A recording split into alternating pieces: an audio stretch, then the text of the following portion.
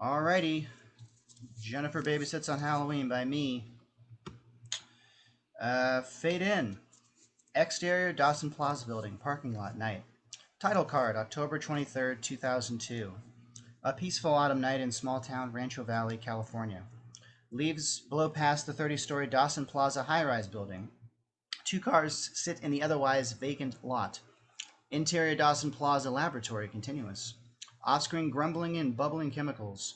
Close-up on a hand firmly gripping a large beaker full of bright blue liquid. Robert Benson, 46, handsome, charming, self-absorbed, sets the beaker down on the counter. Turns to his protege and fellow chemist Michael Pfeiffer, 24, dim-witted, meek, bespectacled. They have a father-son relationship. Behind the two men are cages full of recently deceased animals, including mice, frogs, a chimp, and an ostrich. Ready? Ready as I'll ever be. Then let's make history. Robert picks up a tape recorder. October 23rd. My associate and I are moments away from reanimating our animal subject with my soon-to-be patented reanimation serum. All goes according to plan. The creatures will quickly regain consciousness and we'll both be millionaires. Mostly me. Michael nods, oblivious to Robert's condescension. Well, we'll then move on to human trials as soon as possible. Michael has refused to be our first guinea pig, so I'll be forced to find more willing test subject. Michael lowers his head, ashamed. Just scared is all. Robert ignores Michael. He speaks into his tape recorder again. My father used to tell me, Bobby, you could be anything you want to be. And I used to tell him, Father, I want to be rich. I want to be famous. I want to bring dead people back to life. Wow, you really used to say that? My ex-wife never appreciated this. Or me. Not as a husband, nor as a scientist. She failed to see my need to create, to discover, to change lives. She pushed me away from my children. And eventually, she took them away from me. Missing a ballet recital or an anniversary here and there to break scientific barriers? Well, that's a fair trade if you ask me. Robert lowers the tape recorder for a moment, looking reflective and infuriated. But no matter. After tonight, my name will be remembered for centuries to come. If I can't be the head of my own family, I intend to soon be at the forefront of the scientific community. Then you'll see, Clara. They'll all see. He turns to Michael and points to a nearby medicine dropper. Michael obliges. Robert fills the dropper with the reanimation serum from the beaker and walks to the cages. Now then, who wants to go first? No response from the dead animals. Robert looks to Eddie, the deceased chimp. Ah, Eddie, congratulations. Robert squeezes a few drops of the serum onto Eddie. Long beat. Robert and Michael exchange anxious glances. Any moment now. Still no response from Eddie. Robert sighs, refills the dropper, and moves to an aquarium full of frogs. How about our froggy friends then? Robert drips the serum onto the frogs one by one, looks to his watch. Then the clock on the wall. No response from the frogs, still no response from Eddie. Michael places a reassuring hand on Robert's shoulder. It's all right, Robert. Just keep working on until it works. Eddie's eyes open. He lets out a low, guttural Tarzan level ooh, ooh, ah, ah. Oh my God! You did it! Of course I did. Robert looks to the frogs. They're moving too. He runs to the mice next, ebullient, drops the serum on them. Drink up, boys. He stops by the ostrich cage. Bessie, darling. I'm glad I saved you till last. Robert pours a copious amount of the serum onto Bessie, the ostrich in question. Angry chimp noises echo from behind him. Robert turns to see Eddie banging against his cage, eyes bloodshot and crazed. Now, Eddie, that's no way to treat the man who just saved your life. Eddie bursts from his cage and charges at Robert. The frogs shatter through their aquarium glass. The mice break through their cages with superhuman, super rodent strength. Robert whips around to even angrier ostrich noises. Bessie stampedes towards him like an ostrich out of hell. No! Back! Get back, beast! The animals savagely attack Robert in a flesh-eating rage. Eddie the chimp rips off chunks of Robert's arms and legs with his bare simian hands. Bessie the ostrich headbutts Robert repeatedly, turning his face into a bloody pulp. The mice cover Robert's body, skittering around, hungrily biting his chest and stomach. The frogs focus more on Robert's groin area. They hop up and down in succession, turning his privates into a mushy mess. Michael backs away, horrified. Michael! For fuck's sake, help me! Michael runs to the door, tugs on the locked handle. One of the frogs hops towards him, ribbiting ferociously. Abandon me, you son of a bitch bastard! Hang tight, boss. I'll go get help. Michael runs into the hallway, slamming the door behind him. Exterior Dawson Plaza parking lot, moments later. Michael runs to his car, fumbling with his keys. Stay calm. Just stay calm. Michael gets into his car and speeds away. You're gonna be fine, Robert. Just fine. I promise. Interior Dawson Plaza laboratory, simultaneous. Robert crawls along the floor, deformed and bleeding profusely. The crazed animals wreak havoc around him. He feebly reaches into his wallet, pulls out a picture. It's him with a family. Wife Carla, 30s, son Brian, 10, and daughter Jennifer, 13. Jennifer looks at Robert in the picture, a loving smile on her face. Sorry, Jennifer. I fucked up. Robert falls back dead. Eddie the chimp races over to Robert, viciously humps the dead scientist's leg. Fade to black. Fade back in to exterior Vincent household morning. Title card, 1 week and 1 day later. Title card, Halloween. The quaint two-story Vincent home is nestled in the center of a picturesque neighborhood. Chaos echoes from within. Jennifer, wake up. Interior Vincent household, Jennifer's bedroom, continuous. Carla Vincent, 43, no nonsense, hardworking, angrily shakes her daughter Jennifer, 18, crass and irresponsible.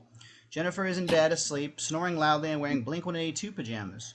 Carla wears a black dress, in mourning, in theory. They are Robert's ex-wife and daughter from the picture, 5 years older now. You're not gonna make us late. God knows I don't want to be there in the first place. So get up or we're leaving without you. Carla exits the room in a huff. Jennifer opens one eye, spots her little brother Brian, 15, brainy, charming, a voice of reason in the doorway. He's Robert's son from the picture. Brian? Is that you? I can't see that far. Brian?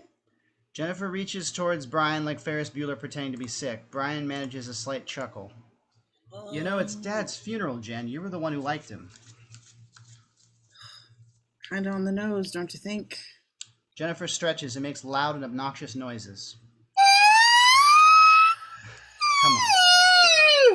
Come on, think about how Mom must be feeling. I try not to. It makes me think about bummer stuff like divorces and making out with your coworkers. Jim's a nice guy. Oh, is he? Jim Schreiber, 48, Carla's soft-spoken coworker turned new boyfriend, appears next to Brian.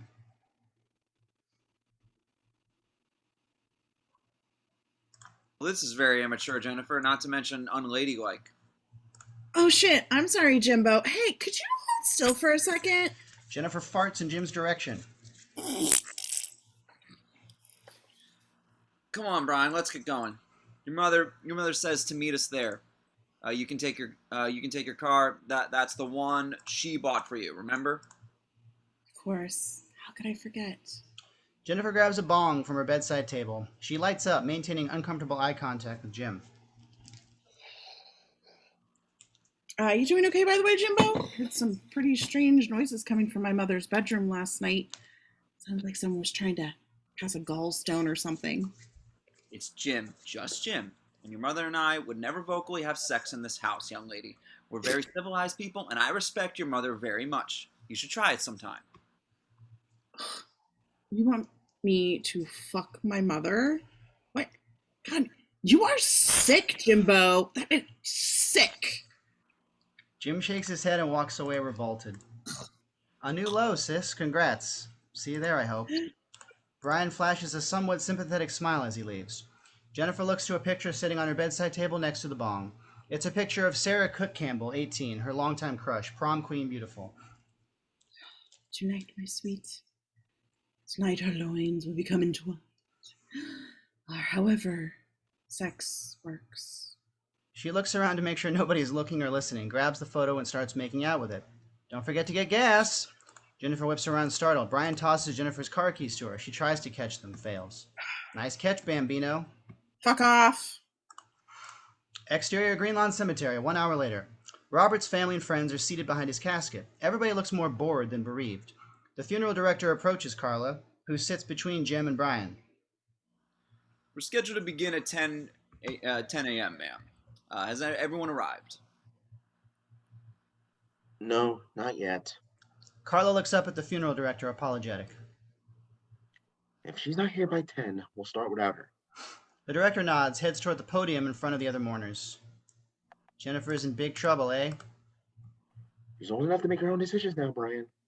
Is she, though? Interior Jennifer's car, meanwhile. Jennifer drives in a stoned-out daze, still dressed in her Blink-182 pajamas and finishing up a double gulp. She struggles to see through the smoky windshield. In .8 miles, make a left. Destination will be on your right. Don't tell me what to do, bitch! Jennifer laughs to herself, turns up the volume on the 90s rock blasting from her speakers. Exterior Greenlawn Cemetery, moments later. The funeral director gives a eulogy in front of Carla, Brian, Jim, and the other gathered mourners. We're gathered here today to honor Robert Gregson Vincent, loving husband, father, nephew, cousin, and friend. The expressions on the mourners' faces indicate Robert was not as well liked as the director is saying. Accomplished chemist, lover of both jazz and World War II films. Jennifer's ear-splitting music interrupts. Her car approaches in the near distance. She sings along, badly, to the music. Carla lowers her head, mortified. Brian waves at the car. The car runs over a few headstones. Shit! The car skids to a stop. Jennifer gets out wearing sunglasses. A plume of smoke erupts from the car behind her. Hiya, is this the Robert Vincent wake? Or is a wake what happens before funerals? Exterior cemetery a little later. Jennifer and Brian stand to the side away from everybody else. Everybody else seems to be avoiding Jennifer. So, it's Sarah's party tonight. You stoked? Yeah, I guess. You still want to go? Of course. It's what Dad would have wanted. Well, I don't really care about what he would have wanted. It just seems kind of tacky, you know? No, I don't. What does tacky mean? Carla approaches them, glaring at Jennifer. I let you sleep in on the day of your father's funeral. I let you come in your own car, and how do you repay me? You show up late and stone out of your fucking mind. Oh, you kissed your Jim Schweiber with that mouth? Jennifer finger guns Jim. He waves back from far away, oblivious. You didn't even like Dad. So, why do you give a fuck if I show up late? Or not at all? He and I had a special bond. You were just jealous. Jealous? You know, one of these days you're going to realize what your father really was. A shitty husband and a shittier father. Yeah, I heard it all before. Mother, Dad cared about me, okay? Capiche? Jennifer.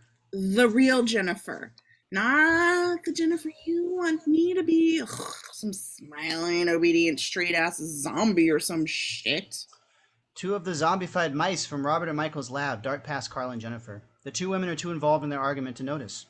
Two mourners nearby stand around as the mice attack two squirrels. Did you see that? See what? Those two mice attacking those two squirrels. Yeah. Yeah, they look dead or something. Oh, well, it is a cemetery. Yeah, good point. The mice devour the squirrels in the background. Back to Carla and Jennifer. Carla heads over to Jim, temporarily defeated. Au revoir, mother dearest. Linda Murphy, 17, shy, sweet, one of Jennifer's only friends, approaches her. She hugs Jennifer tight. How you doing? Lynn, thanks so much for coming. You stoked for Sarah's party? Oh, did you still want to go? Brian said you didn't. Jennifer glares at Brian. He throws his hands up. I'll leave you two alone. Fuck yeah, I want to go. Party? Sarah? Sex? Booze? Rock and roll? Ooh. Wait, Vanessa's not gonna be there, is she? I don't know. They broke up like a week ago. Oh, poor silly me. I just like to imagine Sarah breaking up with her is all over and over and over again. It makes me feel all funny inside. Jennifer makes strange sexual noises. Some of the other mourners look shocked. Linda smiles at them, uncomfortable. Okay, Jen, cool it. Come on. Michael appears in the near distance, staring at Robert's grave. Jennifer spots him and assumes he's staring at her. I do hope I'm not arousing you. Michael awkwardly averts his gaze. Jennifer glances at Robert's grave. His casket is in the ground, but not buried yet. I'm gonna go say hi to Dad. Okay. See you at the party? Oh, most definitely. I'm gonna enter that place like a motherfucking Frankenfurter, okay? Blow these assholes away, and I'm gonna show Sarah what she's been missing by dating Vagnessa instead of me. Yikes. Jennifer puts her hands on her hips. Yeah, I'm gonna work that one. Exterior Robert's grave moments later. Jennifer stops next to the open grave, bows her head. Hey, Dad. Long time no see. God, that's fucking stupid. She suddenly grows more tender. Her attitude melts away. So, miss you lots. Mom's being a real pain in the ass, and per usual. I wish I could have stayed with you. I know Brian could have handled Mom solo. She's always liked him more anyway. Michael loiters nearby again, glancing over nervously at Robert's grave. Jennifer spots him. Dude, can I fucking help you? Sorry. Jennifer? Michael runs away, tail between his legs. Do I know you, bro? Amanda Blair, 39, Carla's neurotic younger sister, talks to Carla out of Jennifer's earshot. Carla points at Jennifer. Amanda approaches Jennifer, nervous. Hi, Jen. Jennifer turns around melodramatically. Aunt Mandy, how the heck are you? Good. Amanda sniffs the air. Have you been smoking? Oh, yeah. Didn't you see me drive in? What are you, fucking stupid? Same old Jennifer. Uh-oh. Hey, we got a narc on the premises, everybody. You know what? Just forget it. Amanda tries to leave. Jennifer stops her. Nope. Wait. Forget what? Well, I really need a babysitter for tonight.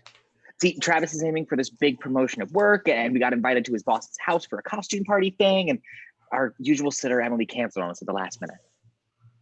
Ugh, fucking Emily. Babysitter? You got kids. Amanda is not sure if Jennifer's serious. Kidding. Why the little Rugrats? Funeral's not their thing. No, they're at home with Travis. He's not really a fan of funerals either. Or of, well, he and your father never really saw eye to eye at all. Of course they didn't. Pops had about 6 inches on him. And I ain't talking vertically. Right. Well, I'm very sorry for your loss. I'll find somebody else. I'm talking about his penis. My father's penis versus your husband's penis. Yeah. Bye, Jennifer. Take care now. Amanda heads back over to Carla. Well, hey, I couldn't if I wanted to. Got a big party tonight. It's Halloween, baby! Night of mischief! And candy! And professing how you feel about the woman you love. All right. That's right. Woman. I said woman. All right? I love women. Me and they love me. Believe you me. Amanda reluctantly comes back over with Carla in tow. Hi, Mom. Problem? You're babysitting tonight. No. I'm going to a party tonight.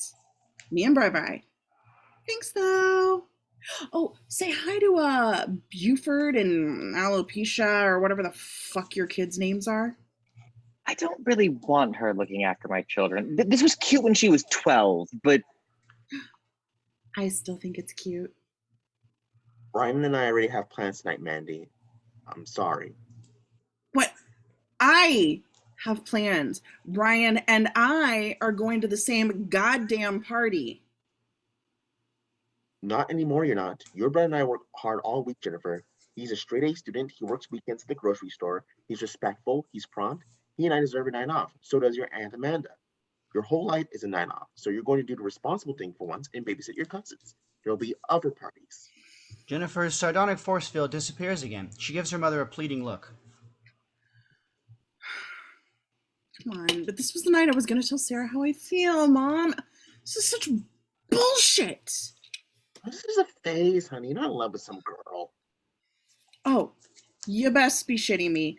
I'm gay, Mother, and if you can't accept that, then you're a piece of shit, and so's that piece of shit Jim, right? Dad would have kicked his little ass. Turn around, Jimmy Dean. Let me see that pruder. Carla gets eye to eye with her daughter. Listen to me very carefully. You're babysitting, or else no car, no parties, no friends or girlfriends or any kind of friends tonight, tomorrow, or any other time in the foreseeable future. And I say you only have to follow my rules until June, but it looks like you're not going to college either. So I guess we're stuck together indefinitely. Wow, indefinitely. Big word for a big lady. Just tell her what time to come by. Carla walks off as if she's finally won a boxing match. Brian approaches Jennifer sheepish. I can skip the party, sis. No, that's cool. It's totally fine. You have fun. Okay, somebody should. I'll, just die alone. No, that works. Amanda flashes Jennifer a comforting smile. How does $50 sound? Not as good as a C note, but I guess it'll have to fucking do. Exterior Blair household that night. Amanda's house is forebodingly located at the end of a cul-de-sac. The house and neighborhood are not nearly as nice as Jennifer's, but we're still in the suburbs. Jennifer pulls up to the house, morosely listening to melancholy music. She stares into space in mental anguish. She exits the car, staring at the house in exorcist fashion. Okay, just tuck the little bastards in, watch some TV, and collect your $50. Then head to that party and knock their collective socks off. Sound good? No? Great. Interior Blair household, entryway/living room moments later. The doorbell rings. Thora, 8, timid, sensitive, dressed in a thrift store Wonder Woman costume, runs to the door. Griffin, 7, the family's temperamental schnauzer, runs past, tripping Thora. Ow! Careful, Griffin! Griffin barks at her and runs upstairs. Thora gets up and opens the front door. Jennifer looks down at Thora, height-wise and otherwise. Hey. Hi. Which one are you again? Thora. If you say so. Jennifer pushes past Thora and looks around displeased. See you dressed as kid? Who are you? Xena? Or trusty sidekick Gabrielle, perhaps? Joxer? No, I'm Wonder Woman. Well, Mommy couldn't afford the real Wonder Woman costume, so she got me this one instead. Right, yeah, that's fucking fascinating. Got any snacks? Amanda comes downstairs dressed like Daphne from Scooby-Doo.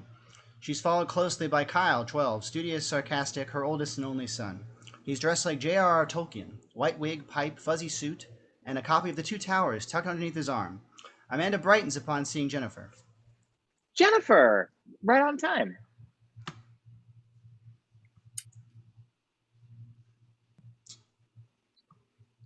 That's you, Kyle. Oh, I can't hear you. What's going on here? That would be a first. Yeah, that's good. How are you, Kenny? It's Kyle, Jennifer. Wow, your name is my name too. I feel like John Jacob Jingleheimer Schmidt over here. What's your costume? In the car, saving it for the party. Right now, I'm dressed as an angry babysitter. And who are you supposed to be? A gay Mark Twain? Well, gayer.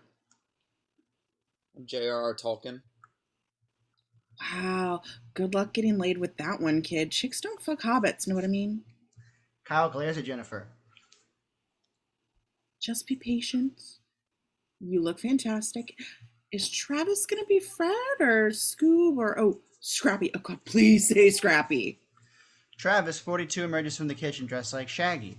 He's a good, if inattentive dad, husband, and all-around person. Whoa, plot twist, Shaggy Daphne. I like it. I like it a lot.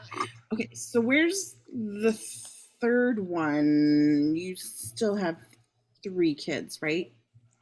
Maya, 5, Amanda and Travis's free-spirited younger daughter, a real wild card, rushes in from the bathroom dressed like a monkey. The lower half of her costume hangs to the floor. Mommy, I had an accident! What kind of accident are we talking about? Hindenburg, James Dean, premature Kenny? Amanda scoops Maya up and carries her over to the bathroom. Honey, your father and I really need to get going. You need to be more careful, okay? Amanda disappears into the bathroom with Maya. Travis turns to Jennifer, fiddling around with his new flip phone. Thanks again for babysitting, Jen. How you been? Hey, that rhymes! Kyle reads the two towers from the couch. He looks up at Thora with a pitying look. What up, Thora? Boy, it's like the fucking Golden Girls around here. Well, Trav, if I can call you Trav, I'm currently in danger of flunking out of high school. No job prospects out or colleges in sight. My dad just died. You skipped the funeral. Classy. I'd much rather be with my best friend right now, telling the woman I love how I feel, but instead my mom is forcing me to watch after your infernal spawn, who are a strong reason to practice proper birth control. Unless, of course, you meant to have them, in which case I both apologize and feel sorry for you. Travis puts his new phone away, not paying much attention to Jennifer or anything she just said. Sorry, what? Oh, nothing. Jennifer flops onto the couch next to Kyle. Room for two, Frodo? No! Jennifer stretches across Kyle, kicks off her shoes, sticks one of her feet into his face, wraps her other leg around him like a boa constrictor. Ugh, much better. Amanda reemerges from the bathroom with a fully clothed and cleaned up Maya. Okay, emergency numbers are by the door. Make sure you take the kids trick-or-treating before 9. Great. What happens after 9? The werewolves come out? Good for them! There's money on the coffee table for pizza. Just use it wisely. So use it to order pizza. Is that it? Amanda leans in towards Jennifer, channeling her inner Carla. Look, I know your mother forced you to be here, but please be respectful and watch after my children very closely. Or else I'll tell my sister what a snot-nosed little you-know-what you're being. And what did she say? No car, no friends? Well, let me add no $50. Understand? Crystal!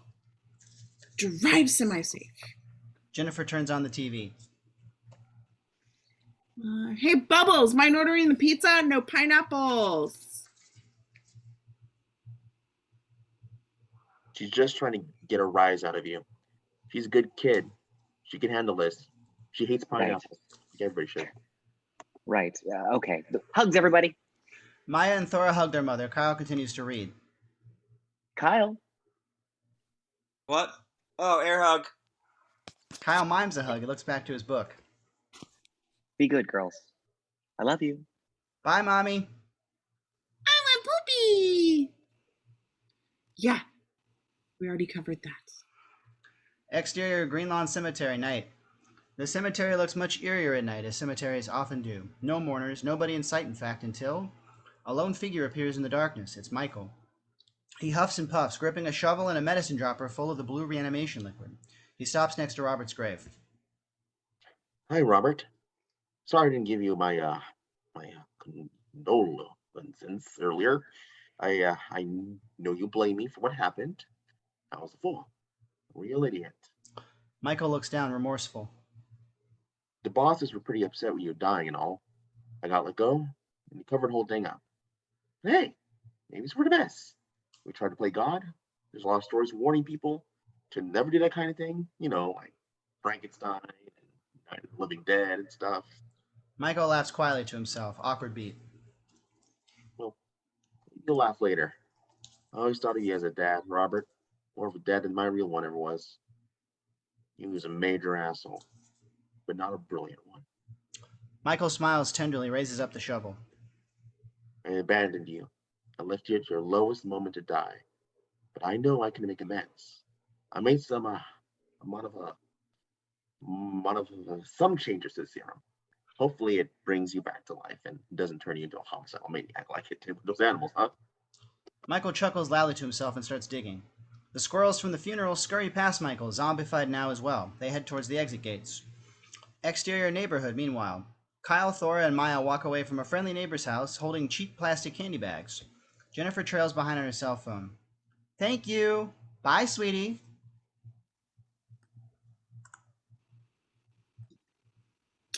Yeah, next year refill the baby Snickers, you cunt. No, I'm with them right now. No, they're driving me fucking nuts. So how's the party? How's my mom's favorite son? Most importantly, how's Sarah? Intercut phone conversation. Interior Sarah's parents' house, living room, continuous. Linda sits on the couch, phone pressed to her ear. She's dressed like Joan of Arc. Various party guests, some high school age, others older, others somewhere in between, flock in and out.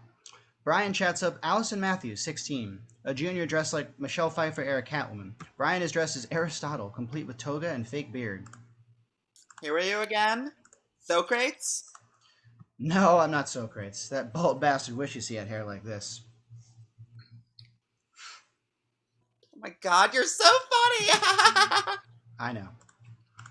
Mark Henson, 19, and Tom Green, 18. Two horny burnouts enter. Mark is a second-year senior. Tom is his inseparable best friend. He is in no way related to the actor Tom Green. Mark is dressed like Jay, and Tom is Silent Bob. Attention, ladies and germs. The party has officially started. Yeah, ladies, start your boners. What? That doesn't make any sense. What are you talking about? I wish you were here. You'll come by after you babysit? Ugh, abso-frigging-lutely. I just hope Auntie and Uncle don't paint the town red all fucking night. Yeah. Sarah Cook Campbell, 18, walks past smiling at Linda. She's dressed like Scarlett O'Hara and is as glamorous as she was in Jennifer's picture. Hey, Linda. Hi, Sarah. Sarah walks away. Linda's smile disappears once Sarah is out of sight. Sarah just smiled at me. What? Get the fuck out of here! Did she mention me? Sarah walks past her ex-girlfriend, Vanessa Cox, 17, sensitive, smart, dressed like Red Butler. Vanessa gives Sarah a heartbroken look as she passes. Sarah does her best to avoid Vanessa's gaze and enters the kitchen. No, but she and Vanessa are making out pretty heavily right now. No way, Jose. Wait, is this Jose? I'm kidding. Vanessa looks super bummed, though. B. Linda reluctantly decides to be more discouraging. But I don't think your plan's going to work. I mean, Sarah doesn't even know you exist. No offense. Oh, well, as long as you said no offense, some friend you are. Yeah, that's me. Kyle, Thora, and Maya look back at Jennifer's ranting. Why did Mom pick her to babysit?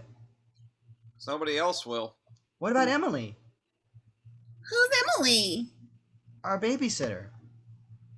Jennifer's our babysitter. Not tonight, Maya. What?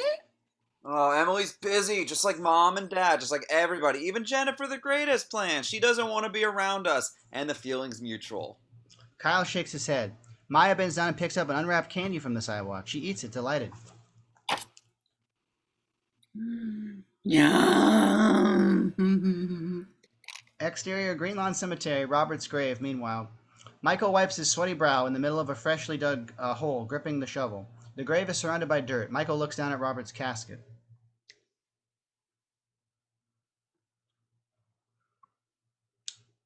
Ready for your Yeah, Bob? yeah. Michael opens up the casket. Robert's rotting, deformed corpse stares back at him. Michael shrieks. Dogs howl. Car alarms go off. Some guy shouts from far away. Shut the fuck up! Jeez. The thing was a close casket. All right. Here goes nothing. Michael readies the medicine dropper. Happy Halloween. Kind of ironic your funeral being today of all days and me coming here to bring you back from the dead, eh? Kind of spooky. Could be worse. Could be raining. Michael laughs. It starts to rain. Huh. Robert's clammy hand shoots up, wraps around Michael's neck. That's not funny. Robert tosses Michael into the air with incredible strength. Michael lands in an injured heap. Robert crawls out of his grave. He stretches painfully. Bones creak. Muscles bend in opposite directions. He's an undead mess, both inside and out. Michael attempts to get up, weakened and confused. Ow. Robert picks up the shovel, smashes Michael in the face with it. Michael hits the ground hard. His glasses break. Robert, stop it. You left me for dead. Yeah, but I said I was sorry. I brought you back. Sorry. Not good enough. Robert slams the shovel down on Michael's neck. Michael gurgles. He punches and kicks at Robert, but to no avail. Robert pulls out the shovel. Michael's head and neck have been turned into a Pez dispenser. Good look for you, Mike. Robert bends down and tears open Michael's stomach. Robert, what are you doing? I'm eating you, dumbass. Oh, okay. Michael's mostly severed head flops against the ground. Robert gets up, wipes his bloody mouth, and walks towards the exit gates. The suit he was buried in is covered with dirt and parts of Michael. Michael reaches out towards Robert. Where are you going? Home. Exterior cemetery moments later. Robert stumbles through the entry gates. He looks around and spots Michael's car.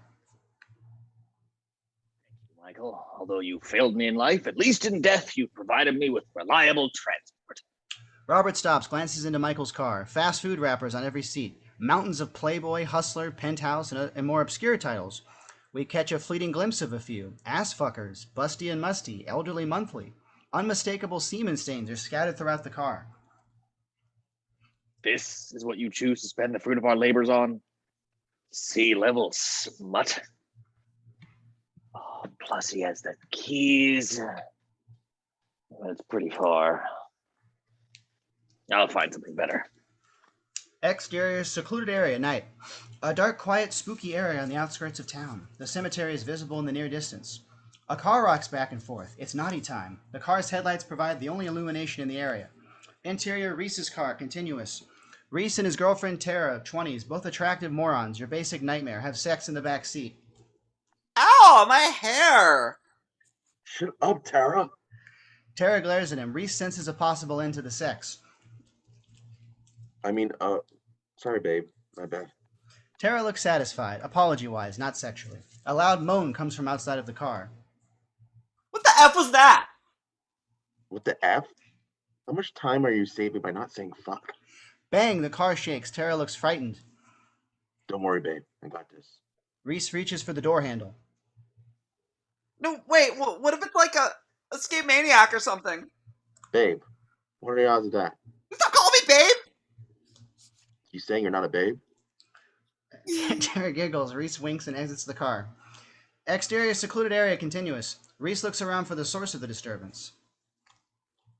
Hello? Somebody there? Something? He continues to look around idiotically. Behind you. Reese whips around. He's face to decaying face with Robert. Whoa, dude, what the shit? I need to commandeer your vehicle. Robert grabs Reese's keys from his hand, then promptly rips off Reese's erect penis. Reese gasps. Dude, not cool. Don't call me dude. Robert tackles Reese to the ground. He starts devouring Reese from the crotch upward. Interior, Reese's car. Meanwhile, Tara remains in the back seat, concerned. Okay, if he's not back in 5 minutes, I'll call the police. Oh my god, how? I'm in the middle of nowhere, and I'm hot, and I'm cold. The driver's side door opens. Tara breathes a sigh of relief. Oh, you scared the fucking shit out of me. Can we please go to Sarah's party now? Robert turns on the light. He turns to Tara with a bloody grin. Sure. But first we gotta stop by my ex-wife's house. Oh my god, you're like dead! Nothing gets by you. Robert lunges at Tara. All we see is Robert's back and Tara's flailing legs. Ow! Cut it out! Robert pops back up, swallowing the left side of Tara's face with great difficulty. Note to self. Cheeks are a lot thicker than you think. Always did like thick cheeks. He laughs harder to himself. He hops into the driver's seat. He pulls something out from under him. It's a flyer for Sarah's party, multicolored and inviting. Big party tonight, Halloween Scare-tacular. 14335 Brookford Drive. Be there or be scared. It's going to be scarific. That's too many scare puns, if you ask me. Still want to go to Sarah's party? Robert throws open the back door. He tosses Tara's corpse onto the ground next to Reese. Yeah, well, you can hitchhike. See ya! Robert starts the car. Always did like thick cheeks. That's amazing. Interior mansion living room, meanwhile. Amanda and Travis sit on an extravagant white couch sipping cocktails, still dressed like Daphne and Shaggy. Other party guests, mostly Travis's co-workers, drink and converse. Ted Coleman, 50s, Travis's handsome, politician-esque boss, drunkenly walks over dressed like Austin Powers. He sits between Amanda and Travis and shoots Amanda a sleazy smile. So what did you say you did again, Melissa? It's Mandy, Amanda. Which is it? Make up your mind. Coleman guffaws, spilling a bit of his drink on Amanda. She fake laughs and looks at Travis with a help me expression. Travis uncomfortably clears his throat. Listen, Ted, we really should get going, but thank you so much for inviting us. Oh no! Wait! Let's talk about that promotion. Beat. Travis looks to Amanda. She sighs and motions to go ahead. The promotion? Yes, of course. I'm giving it to Richard. Coleman waves at Richard, 20s, his sycophantic assistant. Richard waves back, energetic. He's dressed like a clown. Hi, Ted. Thanks again. You were saying? I wasn't saying anything. You were saying. You're giving Richard the promotion? He's been working here for 2 weeks. Hey, now. 2.5. Well, almost three on. Coleman does the math in his head, then with his fingers for an inordinate amount of time. Monday. No. Tuesday. You know, I've wasted an incredible amount of time trying to impress you, sir. That ends tonight. I quit.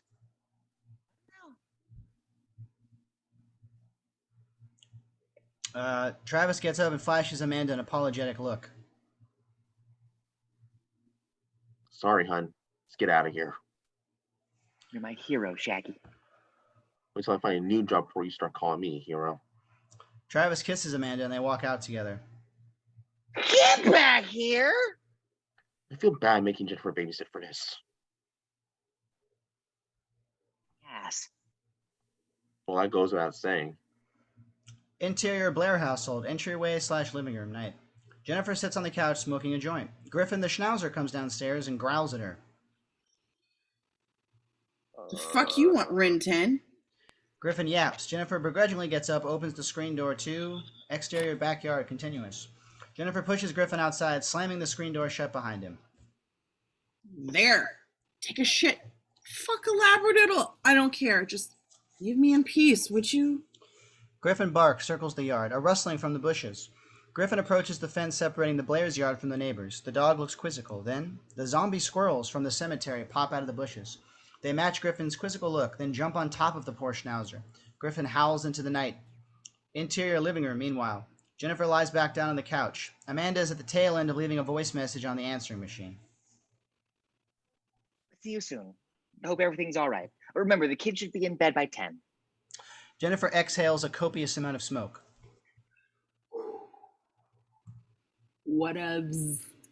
Thora runs in, being chased by Maya. Hey, you can't smoke in here. Cigarettes are bad. Sorry, kid. Forgot my bong. What's a bong? Ask your mother. Kyle exits the bathroom.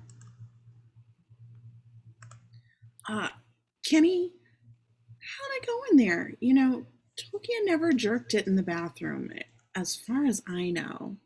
Kyle sits in a recliner opposite Jennifer. When are you leaving again? When are you growing pubes? What are pubes? Ask your father. There any more sa? Interior kitchen moments later. Jennifer ransacks a couple of empty pizza boxes. She tosses them aside to reveal a third box. She opens it, unveiling 2 uneaten slices. Eureka. She chows down as Maya peeks her head in. What do you want? There is something on the news. What funny to say? Interior living room moments later. Jennifer re-enters with Maya. Thora sits on the floor, eyes glued to the TV. A reporter gives a stoic broadcast, an ambulance and 2 paramedics behind her. She's in the secluded area where Robert killed Reese and Tara. 2 dead bodies, both found partially devoured, not too far from the Green Lawn Cemetery on the outskirts of town. Thora rests her head in her lap, panicking. Huh? Green Lawn, that's where Dad was buried. Hey, we're all out of food. You got any allowance or something so we can, order some wings? Oh yeah, I got a whole bunch. Why don't we order some Chinese food and tacos as well? Dude, that sounds amazing. Kyle gets up and consoles Thora. It's okay. I'll protect you. Thora hugs her brother, and Kyle glares at Jennifer. Aw, see, that's nice. Whenever Brian starts acting like a little bitch, I just tell him to man up and grow a pair.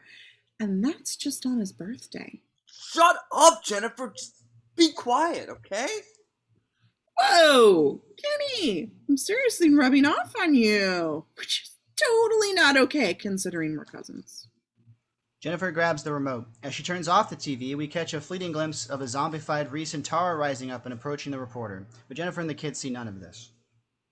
TV rot your brains. Yeah, TV rot your brains anyhow. Jennifer heads back to the kitchen. Your parents should be home any minute. You should probably go to bed or something. I'll tuck you in, but I don't know a lot of bedtime stories. Most of the ones I know involve scissoring. What's scissoring? Ask Jeeves. Exterior Greenlawn Cemetery, night. Michael lies on the ground, seemingly dead. Kira? No. We just met. He smiles, starts to salivate.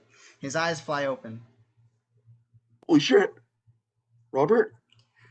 Michael struggles to get up. His head flops onto his back. What remains of his guts pour out and land on the ground in a pile. He scratches his head. Well, that's weird. Robert? Where are you? I have a serious bone to pick with you. He stumbles over to the front gates, his car within sight. Exterior secluded area moments later. Michael drives with great difficulty, his headlights leading the way. He passes by a bloody news van. Whoa. He hears moaning, looks ahead. The zombified reporter and her cameraman are stumbling toward him. Whoa. He mows them down without thinking. Limbs and eyeballs splatter against the windshield, leaving behind a mushy red residue. Michael looks embarrassed. Sorry. He drives away into the distance. The zombified paramedics shamble around nearby. Reese and Tara appear next to them. Reese points at Michael's fading car, then the remains of the reporter and cameraman. Babe, did that asshole just run those people over? Yeah, what a dick. What did it say about calling me babe? Babe? Where's my car? Exterior Vincent household, night. The streetlights flicker, creating an unsettling atmosphere. Reese's car appears in the near distance. Robert is behind the wheel. He parks in the empty driveway of his former home. He exits, looking even worse for wear. Home sweet. He trips on a skateboard. God damn it, Brian. Something never changed. Interior Vincent household, entryway continuous. Robert kicks down the door. He looks down at his right leg. His right foot is backwards. That's interesting. Honey! Home. Interior living room continuous. Robert grabs a few framed family photos. Jennifer, Brian, and Carla, all in happier times, all without Robert. Robert frowns, picks up one picture minus him at the beach. He stares at it a moment and throws it across the room. The phone rings. Robert shuffles over to it. The answering machine beeps. Hey, sis. I forgot you weren't home. Duh. Travis and I are headed home. Jennifer's not picking up the phone. Thought maybe you could try calling her? You know, since you're her favorite person and all. Amanda gives a sheepish laugh and Robert rubs his chin. Anyway, I hope your date's going well. Say hi to Jim. Never been to Barone's before. That's the one on Everett Avenue, yeah? Sorry, typical me, rambling on and on. Miss you. Sorry, we only see each other when someone dies. Let's get together soon, okay? Bye. The message ends. Bye. What a helpful message. Exterior Vincent household, moments later. Robert exits through the destroyed doorway. Bill, 50, is a nosy neighbor from across the street, spots Robert and looks befuddled. Robert? Is that you? My God, man. I heard you died. Robert crosses the street, stepping into the light of the lamppost. He flashes Bill a decaying smirk. Did. Thank you for asking. I'm guessing you skipped the funeral. Holy mother of God! Bill's screams echo through the neighborhood as Robert rips him apart. Seriously, shut the fuck up! Interior Blair household, entryway/living room, night. Jennifer lies on the couch, asleep and snoring loudly. Her mouth is streaked with pizza sauce, condiments, and other unknown substances. The room is pitch black. A low, angry growling and scratching comes from the backyard. Jennifer stirs. God, the fuck is that shit? God, fuck that shit, man. I'm trying to sleep. The back door shatters. Jennifer jolts up, bleary-eyed. God damn it, Kenny. Exterior backyard, moments later.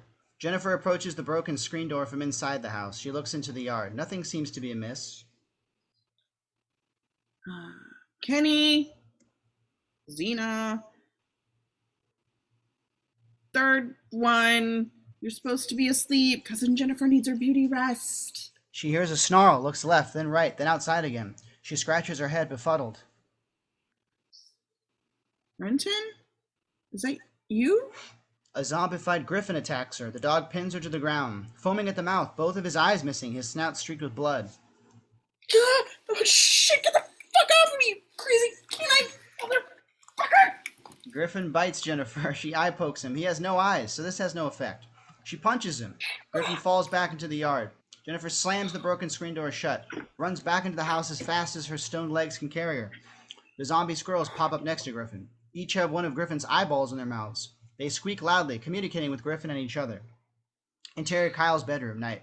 Kyle lies in bed wearing Star Wars pajamas and sleeping soundly. His room is organized as you might expect. Neat and tidy, lots of books on the shelves, comic book bed sheets and comforter, movie posters on the walls.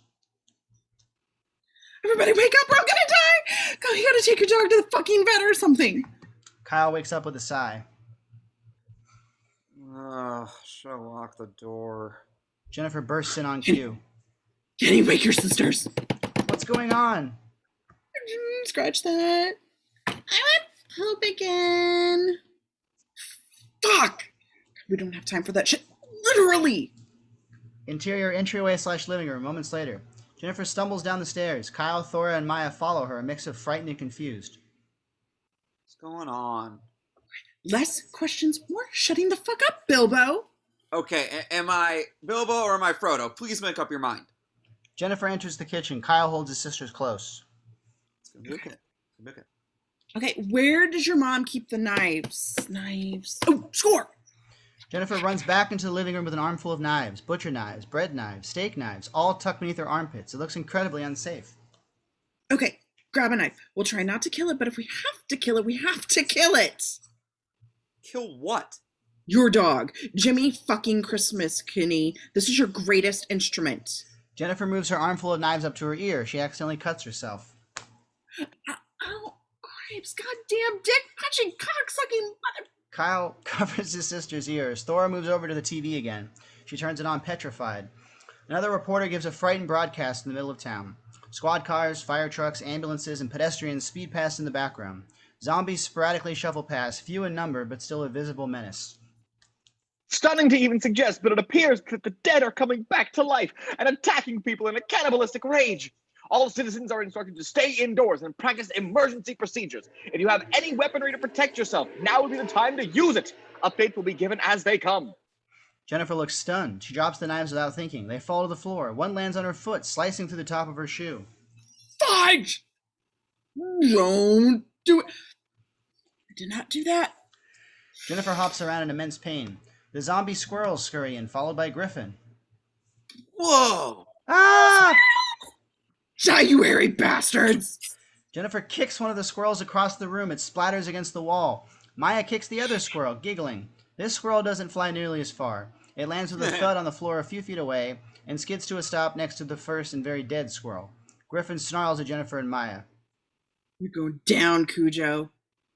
How original. Why not go with Old Yeller next time? Shut up, Kenny, or you're next. Jennifer lunges at Griffin with one of the knives. The dog pounces. Jennifer stabs him in the head. The dog yelps and falls to the ground. Oh, fuck. I think I killed it. Yeah, you stabbed him in the head. What did you think was gonna happen? Hey, I just saved your lives, you effing asshole. Thora weeps and Kyle consoles her. Why did you do that? Why did you kill Griffin? I was trying to protect you, Xena. I mean, Thora. Jennifer reluctantly bends down and hugs Thora. Thora cries into Jennifer's shoulder. Jennifer sighs. I'm the worst babysitter ever. Thora lets go of Jennifer, walks over to Griffin and pets him. Maya sits down next to her and does the same. Okay, let's just take a minute to calm down here. We should be safe inside, provided we close that goddamn screen door. Jennifer walks towards the back door. A loud bang comes from the front door, then muffled moaning. Maya approaches the front door, curious. No, wait. Jennifer gently pushes Maya aside, peeks through the peephole. Jennifer's POV through the peephole. About a dozen zombies shamble around the front lawn. A few bang against the front door and windows again. Fuck me. Don't say it. Wasn't gonna. Jennifer paces back and forth, growing more panicked. Okay, this cannot be happening. No, this is just a dream. Yeah, it's a dream. I'm dreaming high as fuck, and this is all just a nightmare. Another loud bang from the front door. Jennifer jumps back, startled. She trips over Griffin's dead body and lands on top of Thora. Thora cries out in surprise/pain. Fuck, I'm sorry. You did that on purpose. No, I didn't. Give me a break. I'm trying my best here. Well, your best sucks. Well said. Jennifer grabs Maya, throws her over her back like Yoda. Okay, Kenny, get Thora. Let's get the hell out of here. Jennifer heads to the back door with Maya. What? Come on. No, I'm scared. I know. I'm scared too. Exterior Blair household moments later. Jennifer rushes out of the backyard, Maya still on her back. The zombies slowly realize their presence and lumber over. Jennifer skids to a stop next to her car, opens the door to the back seat and tosses Maya in. Whee! Am I crazy? God, there's no time. Gotta grow up sooner or later, princess. Kyle and Thora reach the car. Kyle helps Thora into the back seat next to Maya. No, wait! Shotgun! Kyle groans. He helps Thora into the passenger seat, hops into the back seat next to Maya. Jennifer revs the engine, already in the driver's seat. Seatbelt, bitches. Thora buckles up. Kyle helps Maya put on her seatbelt. It's way too big for her. Just don't drive too fast. Screw that shit. We're running some red lights. Hold on to your dicks. Jennifer speeds away. The zombies watch, a bit perplexed. Interior Jennifer's car, moments later. Jennifer grips the steering wheel, flipping out. Jennifer? What? Where are we going? To go see my mom. Your mom? Yes, I'm leaving you with her. Obviously, I can't handle this shit. You have a point. A few police cars zoom past, then 2 ambulances, then a SWAT van. Jennifer continues to freak out. God, there are zombies, real zombies. No, that's possible. This was Sarah. Who's Sarah? Jennifer takes out her cell phone, struggles to keep her other hand on the wheel. She swerves into the next lane. Careful! Don't backseat drive me, Gandalf. You know, for someone who hates Lord of the Rings, you sure do know a lot of the characters' names. I fingered a chick during fellowship, okay? I wish. She manages to take out her phone. The battery's dead. Shit! Interior Sarah's parents' house, kitchen, meanwhile. Linda meekly gathers a plate full of chips and salsa from the snack table. Her phone rings. She tries to answer it, sets down the plate, accidentally drops it on the floor. She answers the phone dejected. Hello? Exterior City Street payphone, simultaneous. Jennifer grips a dirty payphone, the kid's behind her.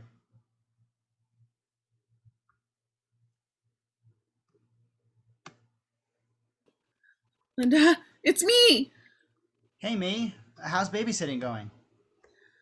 Oh, wonderful. Listen, I'm not quite sure how to phrase this, but has anything weird been happening over there? Weird? Weird like how? Oh, I don't know, like dead people coming back to life and trying to eat you, you know, like zombies, human zombies, animal zombies, anything like that? A long silence.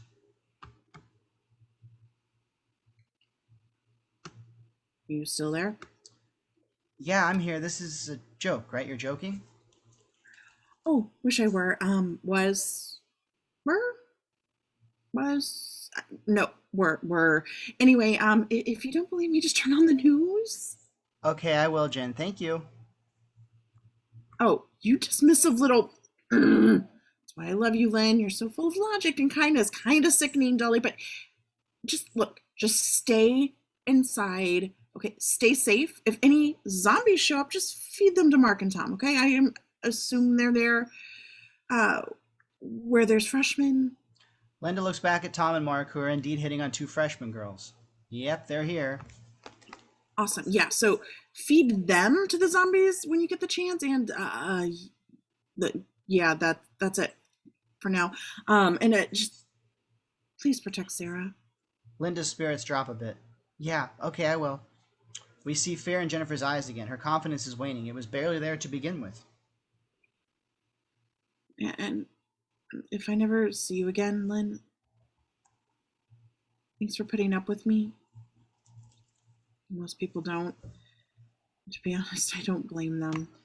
I don't put up with you, Jenna. I love you too. I mean, as a friend. Oh yeah, totes. Same.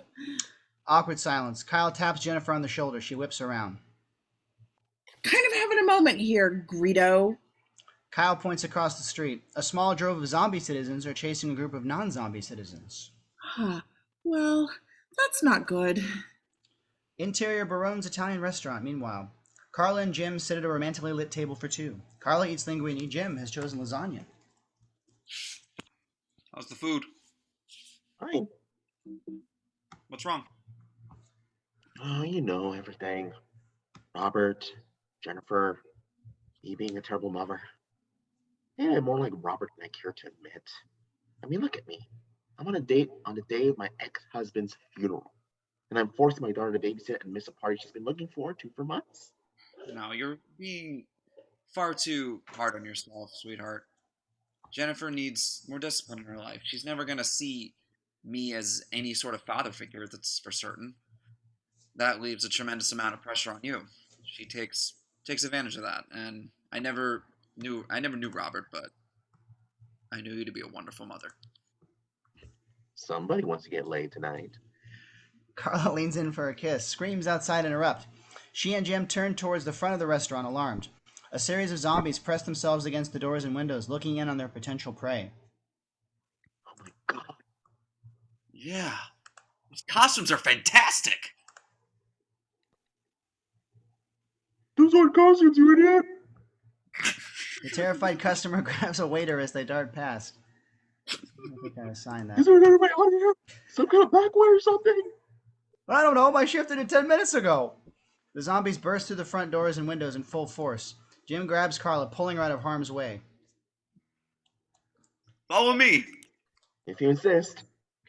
Exterior Barone's Italian restaurant, meanwhile. Jennifer pulls up to the restaurant, running over a zombie in the process.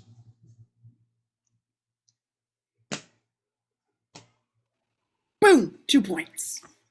More zombies race past the car and pour into the restaurant. Jennifer, are we gonna die? Wait, what? No, of course we're not gonna fucking die. Why would you say that? You're scaring your little sister. Jennifer looks back at Maya. She's giggling and playing around with her seatbelt. In a strange way, I admire you, Maya. Jennifer lowers her head, grips the steering wheel. God, I can't leave you with my mom now. Fucking figures just my luck. The four sit in silence for a moment. Zombies continue to rush past. One stops, stares into the passenger seat at Thora. Thora shrieks. Oh my god, we gotta get out of here! No, that's suicide, Xena. We're screwed. Okay, let's just die in peace. Okay. Maya spots Carla inside the restaurant. Auntie Caca! I'm sorry, Auntie what? Is that really what you call her? No. Wait. Maya throws open a door, knocking down the zombie that was eyeballing Thora. Maya rushes into the restaurant. Long beat. She really is the worst. Interior Barone's Italian restaurant moments later. Jennifer rushes in with Kyle. Thora lags behind, frightened. They look around for Maya amidst the zombie-infested chaos. Zombies eating customers. Zombie customers eating staff. Zombie staff eating customers. The zombie circle of life. Where is she? I don't know. Stop fucking yelling. We need weapons, and fast. Just stay away from knives. I heard that. Well, I wanted you to hear it. That's why I said it loud. Well, I hope you get eaten first, douchebag. Well, ditto. Oh, good one. Hey, enjoy being a virgin until you're 50. That's when wizards tend to take any ass they can get. Jennifer kicks over a table, tears off a table leg, impales it into a zombie. The zombie turns around, gives Jennifer a surprised look, mouth dripping with viscera. Oh, I'm sorry. Did I spoil your din-din, dipshit? Jennifer beats the zombie's brains out with the table leg. She looks over at Kyle, panting and covered with blood. Kill the brain! Trust me! Whoa, you don't think I know about zombie lore? You're talking to the 50-year-old virgin here. Touche. Jennifer spots Maya running towards Carla and Jim. The couple are hiding next to the barricaded kitchen. They're pinned down and unable to escape. Hey, honey, be careful. Maya trips over a dead body. She lands in a pile of additional dead and devoured bodies. She looks mildly inconvenienced at best. Jennifer groans from across the room. So fucking lame. Jennifer pushes past a few zombies, smashes the remains of the table egg into one zombie's head, slams two other zombies' heads together, grabs a knife from a nearby table, stabs into the top of another zombie's squishy skull. You okay back there? Mm-hmm. Kenny? I'm good. You're kind of badass. Where were you back at the house? Oh, I'm just getting warmed up, Gladriel. That's the elf bitch. Yeah? Yep. Nailed it. Sweet. Jennifer, Kyle, and Thora reach Maya. Hey, don't you ever run off like that again, young lady. You had us scared out of our wits. Hi, Jennifer. Spaghetti? Maya holds up a handful of spaghetti for Jennifer. I'll pass. Maya continues to chow down. Jennifer looks over at Carla and Jim, who are still cowering by the kitchen. Howdy, Mother. Am I still grounded? I think you'll notice that all three kids are alive. Jennifer counts Kyle, Maya, and Thora in succession. A duck, a douche. See? 3. I hate you so much. Jim gets up, blowing a gasket. You know, this is just so typical of you, Jennifer. We're surrounded by death and destruction, and you come in here expecting a pat on the back. Well, if we ever get out of here in one piece, I'm taking you over my knee and giving you a good darn spanking. Jesus Christ. Robert suddenly tackles Jim to the floor. Carla backs away shocked. Jennifer freezes. Robert? Other zombies join Robert in tearing into Jim. Oh, hi, hun. Long time no see. This a new boyfriend? Robert holds up Jim's partially devoured left arm. The other zombies turn their attention to Carla, too. She bangs on the kitchen door again, frantic. Please, let me in, help. Robert watches the other zombies close in on Carla, amused. Jennifer remains frozen. Dad? Robert finally notices his daughter. My, how you blossomed. Dad, what? How? You're. Zombie? Yeah. Holy shit. Robert motions around proudly to the zombie carnage. Yes, well, technically all of this is my fault. Or rather, my dim-witted accomplice's fault. He's dead now. Good riddance. Robert? Robert? Michael appears from within the drove of zombies. Michael, speak of the devil. Michael punches Robert, or at least tries to. He clips Robert's cheek with his fist, then falls to the floor. His head flops around, accidentally headbutting another zombie. Ow, careful, dude! Michael grabs Robert by the neck. You kill me. Kill me first. You ate my intestines. You got me there. Jennifer breaks out of her daze. She looks around at Robert and Michael, then Carla and Jim, then her cousins, then the restaurant full of zombies. She grabs 2 forks. Fork this shit! She stabs left, then right into a series of zombies' heads. Considering the consistency of their craniums, this is quite effective. Blood spurts every which way as the defeated zombies fall to the floor one by one. Jennifer is left blood-soaked and breathless. How are you so good at this? Suck it, Dumbledore. Like you're surprised. Dumbledore? That's not even Lord of the Rings. You know that? Jennifer bends down next to Carla. Mother and daughter stare at each other for a moment. Carla hugs Jennifer. So glad you're okay. You are? Of course. I love you, Jennifer. You do? Even though I'm a gay fuck up and I wasn't that upset when Jim got eaten by zombies? Jim rises up behind them, zombified and armless.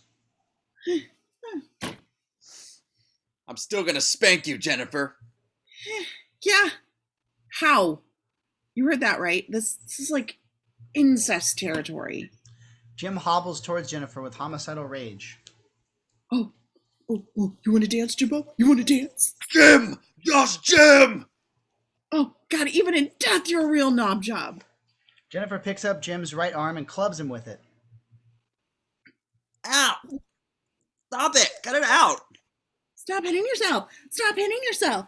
Stop hitting yourself! Jim falls to the ground. Jennifer braces herself, then bashes Jim's head in with his own arm. Bye, Jimbo. Robert golf claps. Jennifer throws Jim's arm aside and turns to her father. You know, I always knew you'd grow up to be a strong and independent woman, Jen. I'm so proud of you. You're proud of me? Really? You are? You were always my favorite, Jennifer. Don't tell Brian. Robert backs away into the crowd of hungry zombies. They seem to regard him as their superior. There's a hive mentality, and Robert is their queen, king bee. Now, if you'll excuse me. Where are you going? The night is young, my dear. Robert holds up the flyer for Sarah's party that he found in Reese's car. I hear there's a crazy party happening right now. Sounds off the hook, you know what I mean? And full of potential victims. I mean, if I can't be the most famous scientist in the world or king of my own family, then I intend to be king of the zombies. Has a nice little ring to it, don't you think? Robert disappears outside. Jennifer chases after him. No, wait, Dad! Exterior Barone's Italian restaurant continuous. Jennifer skids to a stop outside. She looks around, finding no sign of Robert. A few zombies shuffle towards her. She grabs a manhole cover, flings it at the zombies, knocking them down like bowling pins. Spare me. She peers back into the restaurant. Carla and the kids are all surrounded by zombies. I see what you did there. Why me? Interior Barone's Italian restaurant simultaneous. Carla huddles with the kids, holding them close. Where'd Jennifer go? I'm sorry, sweetie. Where's Uncle Robert going? I don't know, honey. To be perfectly honest, I don't care. Jennifer runs back in, dodging zombies. She stops next to Carla and the kids. Okay, all right. I'm gonna go drop you off at the hospital, Mom. Then I gotta get to that party. Carla vomits up blood, inadvertently interrupting Jennifer. Jennifer looks down at her mother's stomach. Carla is covering her wounded midsection with her arms. Her right arm has a large chunk bitten out of it. Jennifer looks at the bite on her own arm, compliments of Griffin the dog. Oh, God. Fuck no. This is how it spreads, right? Yeah? I mean, according to George Romero, and, everybody else afterwards. Carla smiles and strokes Jennifer's cheek. I'm gonna be fine. You see how much of an asshole your father is, right? You see that now. Jennifer laughs, wiping away tears. Yeah, he's a real dick. Guess he's always been, huh? And I guess I never appreciated all you do for me. I mean, I do a lot more stuff for Brian, but he's kind of a dope, so I get it. Jennifer looks down. Carla's dead. Thora starts to cry. Even Kyle gets misty-eyed. Maya nudges Carla, concerned. You think Kaka's okay? No. No, she isn't. Carla's eyes fly back open. She stares at Jennifer hungrily. Jennifer, darling, you look good enough to eat. Don't look, kids. Jennifer picks up another knife. Carla cackles. Oh, you're not going to kill your mother, are you? Remember when you said the only way I was going to go to that party was over your dead body? Well, you got your wish, Mom. I love you. Jennifer stabs the knife into her mother's forehead. Carla's eyes roll back into her head. She falls back against the kitchen door. The door falls open. The customers and employees who barricaded themselves inside rush out, screaming bloody murder. A new wave of zombies pursue them. Jennifer grabs the kids. Come on. Jennifer throws Maya onto her back, grabs Thora and Kyle by the hand. Thora tries to jump on Jennifer's back too. Ugh, not enough room for you two. Interior Jennifer's car, moments later. Jennifer drives forlorn through the city streets, which are growing more apocalyptic by the minute. A traffic jam looms ahead. Zombies are pulling people out of cars. People are fleeing. Police decked out in riot gear are unsuccessfully trying to put a stop to it all. It's utter chaos. Jennifer? What? I'm really sorry about your mom. I mean, I know she was our aunt, but she was your mom. Oh, shit. Very moving, Kenny. Thanks. Look, I'm trying to console you here. Do you always have to be such a mean, vindictive person? I mean, no wonder Sarah doesn't want to have anything to do with you. Hey, you do not talk shit about Sarah. You don't know shit about Sarah. She's the only thing in this god for fucking saken world that makes me happy. Certainly not you or your mom or my mom or. She stops herself. Kyle puts his hand on her shoulder. Don't touch me. It's gonna be okay, Jennifer. We'll protect each other, right? Beat. Jennifer looks down at Thora. Yeah. Thanks, Diana. Who's Diana? Wonder Woman is Diana. Huh? You're just like fucking Wonder Woman. Jesus Christ. Long beat. Jennifer looks apologetic. Sorry, I'm scared. You are? Of course I am. You think Big Bag Jennifer doesn't get scared? Well, I do. God, all the time, and my dad's back from the dead, and he's trying to kill everybody, and Yeah, that is pretty scary. which is why we've got to get to that party and warn Linda and Sarah that Brian and everybody else that it's up to us, and I'm not going to let you or anybody else die tonight. Ooh, Eddie. Maya points out the window. Bessie the zombie ostrich chases two unlucky folks down the street. Thank you, Maya. Very helpful. Interior Travis's car, meanwhile. Travis drives Amanda in the passenger seat. They're stuck in the same traffic jam as Jennifer and the kids, though a few miles apart. What the hell's going on up there? It's Halloween. Chill out, Scoob. Leave it shagging to me. Shaggying isn't a word. Yeah. What do you think shagging? I'm not even going to dignify that with a response. Move it! Come on! The cars in front of Amanda and Travis start moving. Go! You hear something? You better go. Hey, what the fuck are you doing? Amanda and Travis turn around to see the angry driver behind them being pulled out of his car by zombies. Holy shit! But, yeah, I know. Great costumes. The zombies rip off both of the driver's arms and legs. I don't think those are costumes. Travis puts the pedal to the metal. What's going on? I don't know, but I'm not sticking around to find out. Travis speeds past other cars. He weaves onto the sidewalk, dodging wide-eyed pedestrians. Amanda looks around. Sporadic zombie mayhem happens all around them. What are we going to do? Oh my God, the kids. Don't worry. I'm sure they're fine. Travis fails to hide his uncertainty. Amanda looks ahead to see Travis cannonballing towards a red light. Red light. I'm gonna run it. Okay. Another car smashes into them as they pass through the light. The airbags explode in front of them. Both cars skid to a stop in the middle of the intersection. Amanda looks out, woozy, head buried in the airbag. She loses consciousness. The young driver of the other car races to Travis's window. Oh my God, you okay, man? You came out of nowhere. A group of zombies approach the car in the near distance. Behind you. Huh? A zombie grabs the young driver and bites his ear off. Oh, fuck this. Next time, don't run a red light. The driver flees, bleeding profusely. The zombies stumble after him. Travis slumps down next to Amanda. Hey, Trav. Yeah. I love you. Love you too. Hey, Trav. Yeah. We really should have gotten someone else to babysit. I know. Exterior secluded road, meanwhile. Jennifer speeds up the long and windy road to Sarah's house. We see the house in the near distance. It's 3 stories tall, and as seen from inside, much bigger and nicer than Jennifer's house. It's also tucked away from many other houses. The cast of Clue would feel right at home here. God damn, this place is far. Hopefully those tubby bastards don't even make it up here. That was a haiku. The fuck does that mean? Have you ever been here before? Yeah, once.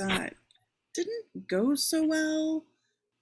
Birthday party, I puked on the family dog and the cat and some goldfish.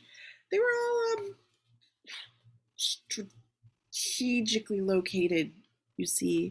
Yeah, better than stabbing the family dog in the head. Oh, okay. You know what?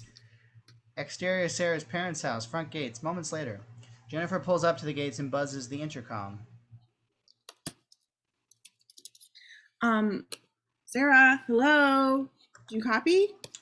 Long beat, no response. Well, I don't see any zombies around yet. That's good. Maybe they're all inside. Maybe you're a piece of shit. Jennifer takes out her cell phone, remembers the battery's dead. Sighs, takes a deep breath, and stares at the front gates. Okay. Let's take the cheese. She accelerates, ramming into the gates. They buckle a bit but remain closed. Jennifer's car groans. Okay. Take two. Jennifer backs the car up about 50 yards. All right. Kids, buckle up. Buckle? Jennifer speeds towards the gates. Oh my god, we're gonna die! Nonsense, poopy pants! Jennifer's car slams into the gates. They burst open. I am the smartest woman alive. Exterior Sarah's parents' house driveway, continuous. Jennifer skids to a stop next to the front of the house, inches away from the porch. I think maybe you should back up just a bit. Thanks, you're a genius. Jennifer backs the car up, jumps out, runs to the front door, turns and sees Kyle helping Maya and Thor out of the car. Right. Worst babysitter ever. Bottom 5, at least. Interior Sarah's parents' house, living room, meanwhile. Most of the party guests are now gathered around a makeshift stage at the center of the room. It's time for karaoke. Vanessa's up next. She walks to the microphone, spots Sarah in the audience, and smiles. I would like to dedicate this next song to Sarah, our host for the evening, my best friend, and the love of my life. Sarah sighs. A few of her other friends comfort her. Vanessa starts the karaoke machine. A sexy tune starts, something in the Britney Spears, Christina Aguilera, Willa Ford library. Yeah, take it off, baby.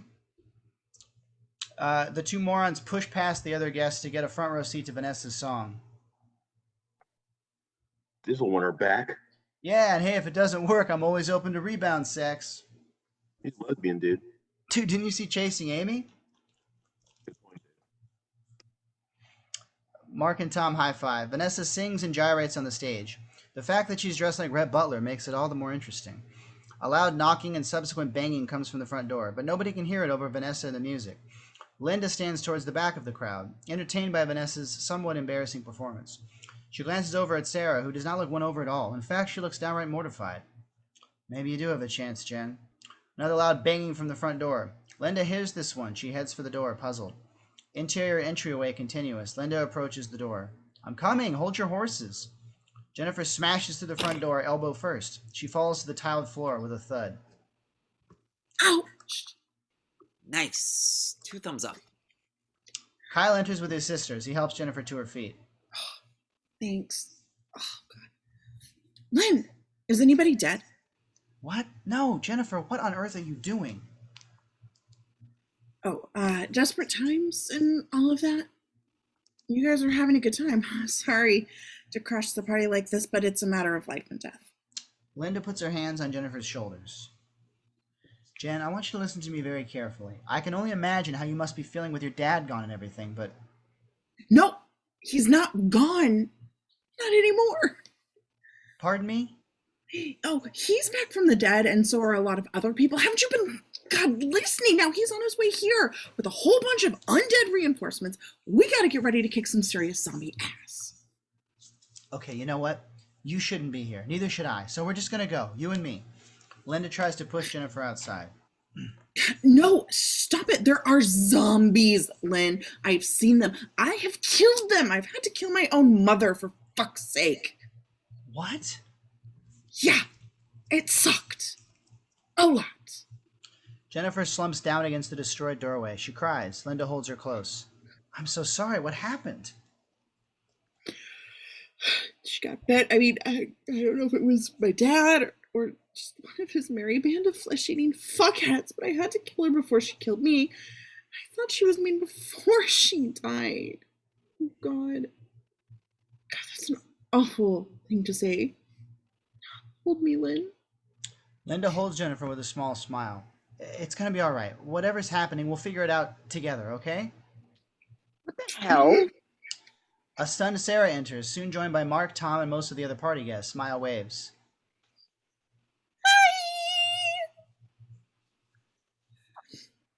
Hey, Sarah, thanks for the invite.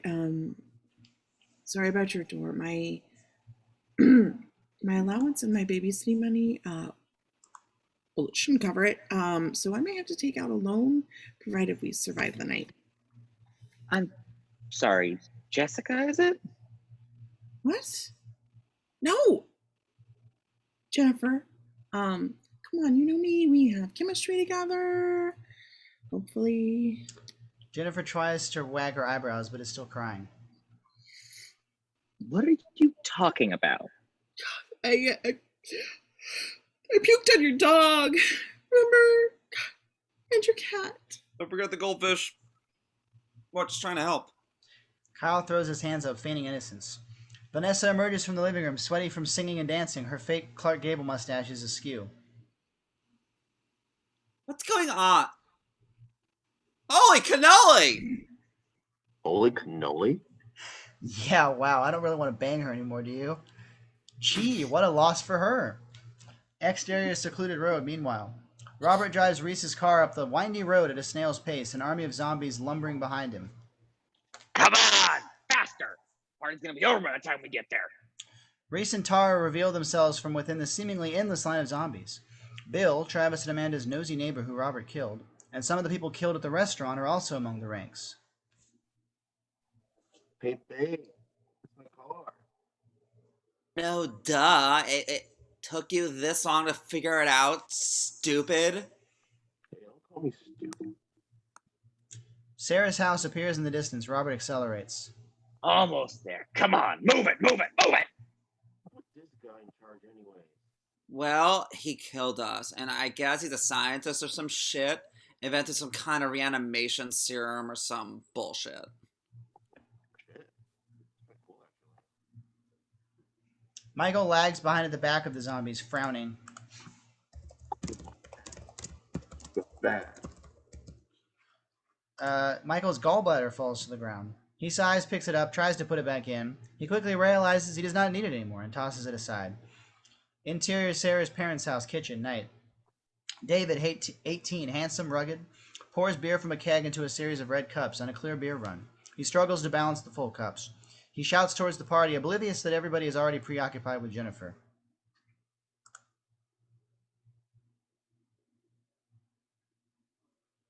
Oh. Hey, somebody want to give me a hand? Eddie the chimp, zombified and just as out of control as he was in Robert and Michael's lab earlier, bursts through the back door. He locks eyes on David and lets out a simian shriek. David whips around surprised, spilling beer on the floor. Whoa! Hey there, little buddy, what are you doing here? Eddie charges at David. Oh shit, back off, bro! David tries to run away. He slips and slides on the beer, running in place for a moment. He then flies into the air and lands headfirst onto the floor, breaking his neck. Look, somebody help me! Eddie stops, drinks some of the beer, snarls, jumps on David. Nice monkey, ape, chimp, whatever the ah! Interior living room, meanwhile. Sarah, Linda, Vanessa, Mark, Tom, and the rest of the party guests watch as Jennifer darts past with a few planks of wood and a hammer and some nails. Did she get that? Where did she get that? I'll ask. Jen, where'd you get the wood? I can tell you where I got mine. Mark motions to his penis. He and Tom cackle, high five again. Kyle sits on the couch next to Thora and Maya. He looks to his sisters, points at Mark and Tom. Don't you ever grow up to be like them. Ditto. Monkey! Eddie the chimp scurries out of the kitchen and heads upstairs, covered with blood. Only Maya sees him before he disappears from sight. What monkey? Where? Maya points upstairs. Kyle stares at the staircase, confused. Okay, Maya. Thank you. Thora peeks into the entryway. Jennifer is attempting to board up the front door. Sarah, Linda, and the others are trying to stop her. I think we should help Jennifer. Yeah, you're right. Come on, Maya. Monkey! Yeah, monkey. Yeah, come on. Interior guest bedroom. Meanwhile, Brian and Allison lie in bed together, his toga and fake beard and her Catwoman costume and the rest of their clothes strewn about the room. They both exchange awkward smiles. So how was that? Good. What did you think? Great. Was that your first time? What? No, of course not. Why was it yours? Uh-huh. No, Oh, gotcha. Long silence. Want to do it again? Okay. Eddie the chimp bursts through the door, making wild and crazy noises. Brian and Allison fall back against the headboard, startled, banging their heads. Ow! Ow, yeah, same. They both look at Eddie. The ape eyeballs them and smiles big. He pounces. Brian and Allison fly off the bed on opposite sides, grabbing the sheets to cover themselves at the same time. Brian relinquishes the sheets to Allison. Sorry, ladies first. Thanks. Such a gentleman. Allison grabs her Catwoman costume. Brian grabs his toga. They scurry out the door. Eddie jumps on the bed, enjoying himself immensely. He soon jumps off the bed, rips open some nearby dresser drawers, and flings clothes around haphazardly. Interior entryway, meanwhile. Jennifer finishes nailing the front door shut. The door is askew, but the entrance is secure. An exasperated Sarah watches with Linda, Vanessa, Mark, Tom, and some of the other guests. Happy now? What? God, no, of course not. We've got to board up every door, every window. Look, okay. Fuck this. Okay, I'm turning on the TV. You'll see. Jennifer crosses to the living room. We don't have a TV. What's that now? My parents don't believe in television. Is that right? Well, it believes in you. And I just started watching The Wire. It's fucking incredible. Look, you're scaring everybody, Jen. I don't know what's going on, but this has to stop, okay? You know, if there was anybody I was hoping would believe me, it was you, Lynn. But you're my best friend, and you know I may be a lot of things, but I am not crazy. Jennifer grabs Kyle, Thora, and Maya. Tell Aunt Linda what's going on. There are zombies. Yeah, and a monkey, and a big bird, and a monkey. That's a monkey mile. Holy shit! Make way, gang! Brian and Allison stumble down the stairs, half dressed and freaked out. Brian, God, finally somebody who will believe me. Where have you been? I can't believe you came to the party. You said I could. I'm messing with you. Settle down. Everybody's so sensitive nowadays. Look, there's a crazy ass monkey in one of the bedrooms, okay? It looked like some kind of science experiment gone wrong or something. Yeah, what she said. Wait a minute. Monkey, crazy ass science experiment gone wrong? Were you two banging? Ixnay on the Anging Bay. Oh, I'm so proud of you, little brother. Kind of jealous, but that's neither here nor there. Hi, Allison, was it? Allison slowly nods. See, not that hard to remember people's names. Sarah crosses her arms and stares at Jennifer. Kidding. Seriously, why is everybody so serious tonight? You knock down one door in one gate and everybody freaks out. Wait, gate? What? No, nothing at all. Eddie the chimp runs downstairs wearing ladies' undergarments on his head and body. Oh my god, why is that monkey wearing my sister's underwear? God, what a fucking legend. Tom runs over to high-five Eddie. High five, bro. Eddie goes ape shit again, literally. He punches Tom in the face. Tom's face is completely caved in. Everybody screams. Brian and Allison exchange worried glances. I mean, we tried to warn them, right? So we're not responsible for that. Eddie runs around the room ready to kill again. Everybody scatters. Jennifer calmly grabs the kids. Don't worry, y'all. I killed your dog. I am more than willing to take this monkey fucker down. You stop saying kill the dog! Sorry. Eddie stares at Maya's monkey costume. Maya lights up. Monkey! Maya runs towards Eddie. No, Maya. No, don't. Eddie charges at Maya, full of rage. Maya charges at him, full of love. Eddie swings. Jennifer slams a plank of wood into Eddie's face. The ape falls back, stunned. Dinner Jennifer, you hurt the monkey. Okay, monkey trying to hurt Maya. Maya, trust me, he's gotta die. No. Maya runs to the injured Eddie. Eddie tries to bite her. Kyle steps into his path. Eddie bites Kyle instead. Kenny, no! Kyle! Sorry! Jennifer grabs the plank of wood, swings it at Eddie again. Whack! He goes flying across the room, lands on top of Tom's dead body. This startles a nearby Mark. Get away from me! A dying Eddie reaches towards Mark. Jennifer slams the plank down hard on Eddie's head and over and over until the carpet is decorated with dead chimpanzee brains. Jeez, Jennifer, when did you become such a savage? Been one all my life, Marky Mark. You just took till now to notice. Jennifer looks around at the stunned party guests. So? Who believes Jennifer now? She holds up one of Eddie's limp arms. This little bastard's the appetizer. These kids and I have had to deal with much worse already, and they are on their way to this house right now, ready to kill, and they're being led by my father, who, yes, is a fucking dead until tonight. And I know it's not stuff, because it is, because you better start believing me, or else we're all gonna be dead by dawn. Capiche? Jennifer takes a breath. The kids clutch her side. Yeah, capiche? Yeah. Please? Maya? Don't help me. The doorbell rings. All eyes turn to the newly reconstructed front door. Anybody order pizza? A collection of head shakes. That's too bad. I'm starving. Dad? Is that you? No response. Jennifer cautiously approaches the door.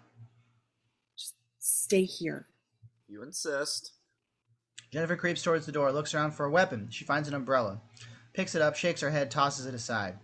She goes back into the living room, picks up the plank of wood streaked with Eddie's brain matter, heads back over to the front door. Jennifer, wait! Linda pulls out her Joan of Arc sword and smiles at Jennifer. I got your back. Always do. Mark chuckles and looks over at Tom's corpse. No response from Tom. Mark looks sad. Exterior Sarah's parents' house, driveway/entrance, continuous. The front door flies off. Jennifer steps out, plank of wood ready to kill and or maim. Linda is right behind her, sword at the ready. They're greeted with no one. No Robert, no zombies, human or animal or otherwise. Huh. How anticlimactic. Screams echo from inside the house. Jennifer and Linda exchange a worried look. That can't be good. You can't say that again. That can't be good. Sorry, you can say that again. No. Sweet, Linda. No. Interior Sarah's parents' house, living room, simultaneous. Robert's army of zombies rip through the screen door from the backyard. They pour in, mowing down various party guests. Reese and Tara file in amidst the other zombies. Sorry we're late.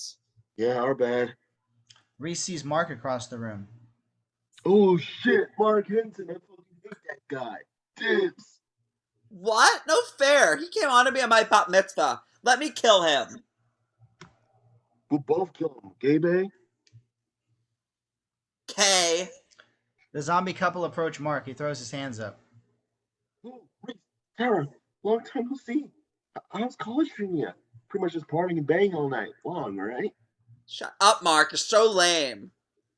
Yeah, what she said. Reese and Tara attack Mark. He falls down next to Tom's body, reaches out towards his dead friend. Help me, bud. Tom's corpse stares back at Mark, still unresponsive. Reese and Tara gobble Mark up. Not good. Robert watches from the sidelines, pleased. Doing great, Kang. Proud of you. Allison grips Brian. He smiles at her until the reality of the situation sinks in. Man, I'm glad I got some tonight before I die. Allison gives him a really expression. I mean, you know what I mean. Sorry, I love you. I mean, not I love you. I don't think we're there yet, you know? Brian puts his arm around Allison. She brushes it away. Yep, I blew it. Vanessa grips Sarah. Sarah brushes her away too. Come on, we're gonna die. I know you miss me. No. We're not getting back together, zombie apocalypse or not. Oh. Vanessa looks disappointed. Jennifer and Linda rush in, weapons ready. Okay, who wants some? Jennifer sees Kyle protecting Thora and Maya in the corner. Some zombies surround the kids. Jennifer locks onto them like a Terminator. Party's over. Jennifer smashes the plank of wood against the line of zombie skulls as she rushes past. She tosses the completely splintered wood aside and bends down next to the kids. You guys all right? Yeah, hanging in there. Jennifer examines the bite on Kyle's arm from Eddie the Chimp. She looks at the bite on her own arm from Griffin. Maybe animal bites don't transfer to humans. Yeah, maybe. That would be really convenient. Yes, indeed it would. What are we going to do, Jennifer? I don't know, but I'll get us out of this, okay? I promise. Thora nods, a bit unconvinced. Mark and Tom rise up from the ground together, zombified. They look at each other and smile. Whoa, dude, you're a zombie. So are you, dude. They high-five. Tom's right hand falls off. They both look down at Tom's severed hand, then high-five again with their left hands instead. My left hand's stronger anyways. That's the one I jerk off with. No. Oh yeah, I forgot. Reese and Tara catch the end of Mark and Tom's stupid conversation and shake their heads. Great. Now they're even more annoying. Yep. Jennifer! Jennifer turns around, shielding the kids. She and Robert lock eyes. She frowns. He puts his arms out. Come on. Get over here and give your father a hug. Why the hell should I? Because I love you, that's why. I always have, Jen. Your mother took you away from me. And your brother, Brian, how are you? Good, Dad. I still hate you. I see you got yourself a little girlfriend. You're a real lady killer, just like your dad. Yeah. Robert winks. He spots Sarah and Vanessa. Speaking of, He rubs his hands together with anticipation. showtime. Robert lumbers over towards an oblivious Vanessa and Sarah. Jennifer runs towards them. No, Dad, stop! Jennifer tackles Robert to the ground. His head hits the coffee table on the way down. Oh, God damn it, Jennifer. Robert gets up, slapping Jennifer. She recoils. Robert grabs Sarah. Jennifer gets up again, trying to stop him. No, Dad, kill Vanessa. Just don't kill Sarah. What? Shit. Sorry. Whatever you say, sweetheart. Robert rips Vanessa's neck open. Blood sprays onto Robert, the walls, Sarah, Jennifer, and finally the kids. Ew!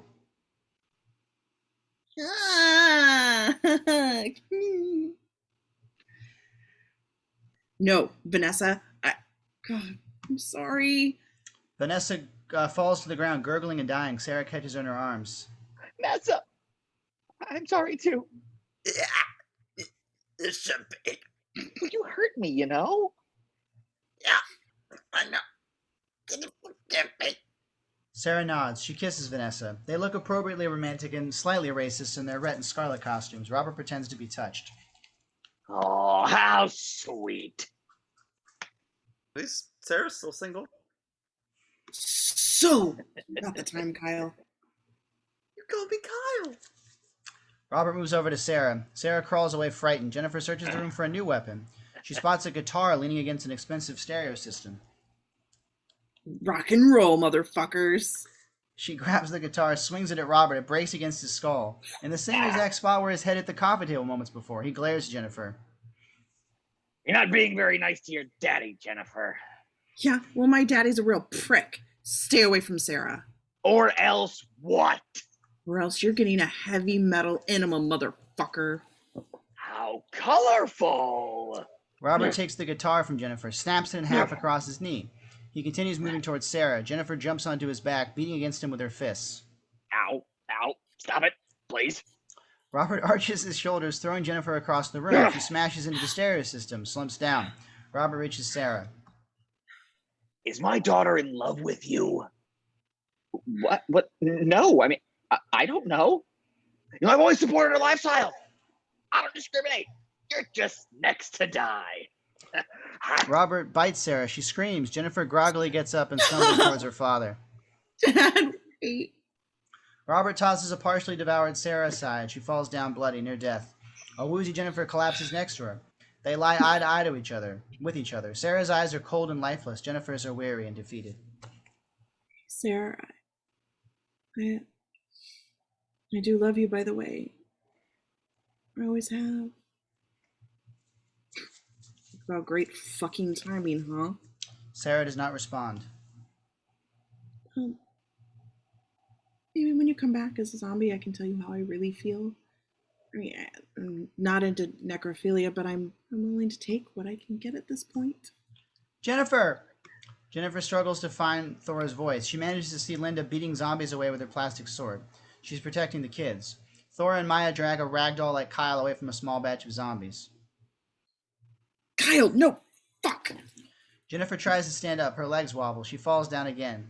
Gets back up and falls back down again. She drags herself towards the kids on her hands and knees. Kyle, are you okay? Jennifer reaches Linda and the kids. Thora and Maya set Kyle down. He's been bitten on the leg, this time by a human. I'm sorry, Jen, I tried to... Kyle's gonna be a zombie now. No, he won't be. He can't be. No, I won't let him. Jennifer strokes Kyle's hair. Stop doing that. Kyle, you're alive. Yeah. But I'm bit, Jennifer. I'm rat bait. No, you're not rat bait. No, I don't even know what that fucking means, but maybe there's a cure. Nah. I've seen enough movies to know there's never a cure. Some movies are lazy writing. This isn't a movie. It's my life, and it fucking sucks. Just do me a favor, right? Tell Mom and Dad that I love them. And tell them I'm sorry. Sorry for what? Double. Kyle laughs and Jennifer holds him close. Leaving that double decker in the toilet. Sorry. God, I knew that bathroom reeked. Gonna be okay, buddy. I gotcha. Kyle dies. Jennifer, Thora, and Maya look devastated. Jennifer slowly rises, staring at every zombie in the room one by one. You killed Kenny. You bastards. Jennifer punches through the zombie throng in full mama bear mode. She manages to reach Robert. Why are you doing this? You don't even know what you're fucking doing. Of course, Jennifer. This is what I've always wanted. Absolute power. These things. I'm God. You're not God, Dad. You're just a fucking douchebag, and you just killed a lot of people I love. Nonsense! They'll be back. They'll all be back.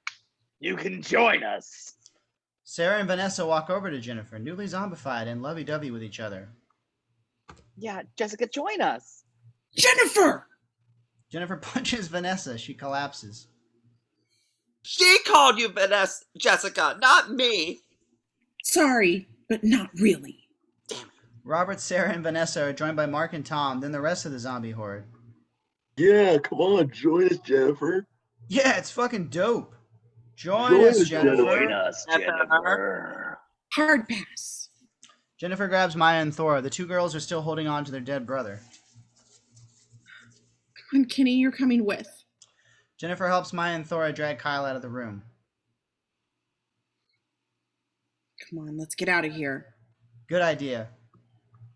Good idea. What you sound like.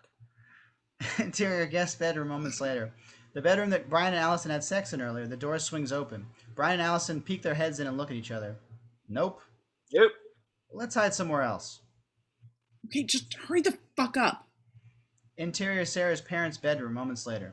Jennifer and her squad of Linda, Brian, Allison, Thora, Maya, and dead Kyle burst through the door. It's a much larger and fancier bedroom. Jackpot.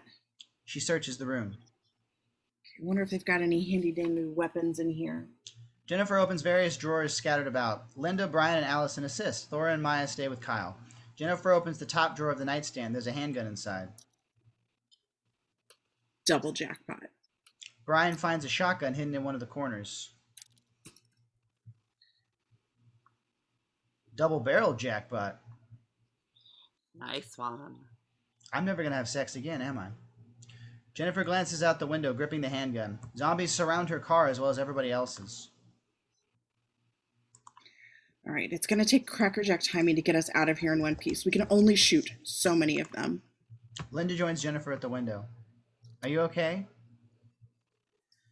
All things considered, no, but not going down without a fight. I'm proud of you, Jen. Your mom would have been proud of you, too. Thanks. Jennifer hugs Linda. The handgun smacks against Linda's back. Ow, be careful with that. Fuck. Sorry. Jennifer looks over at Thora and Maya, who are still caring for the late Kyle. She approaches them. You really loved the little bastard, didn't you? He wasn't a little bastard. He was my big brother. I know. I'm sorry. How are you holding up, little one? I miss Kyle. And the monkey. Of course you do. How have you not turned into a zombie yet? Kyle opens his eyes.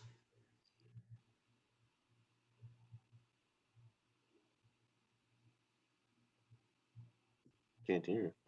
I can't hear you, Kyle. You're not muted. Maybe a little closer, Kenny. I don't know. Weird. Speak up, Kenny! Kenny! Kenny! I don't know. How about now? Yeah, that's good. Hey. I got a first person to see when I'm dead. Kenny! Jennifer hugs Kyle. Ow, it's hurting me. You're dead. Shut up. Jennifer releases Kyle, soaks him in with a smile. You're beautiful and I wouldn't change a thing, and I'm sorry I got you killed. Like, really fucking sorry. It's okay. You did your best. I'm not so sure I did. No, as much as it pains me to say it, you're a fucking champion, Jennifer. Pardon my Polish. Pardon my what? Something my dad always says, instead of pardon my French. I heard him say it before. Well, he says it all the time, trust me. Not so sure I can trust you. Kyle looks annoyed. Jennifer winks. Sorry, just fucking with you. Thanks for calling me a champion. Jennifer attempts a complicated handshake with Kyle. What are you doing?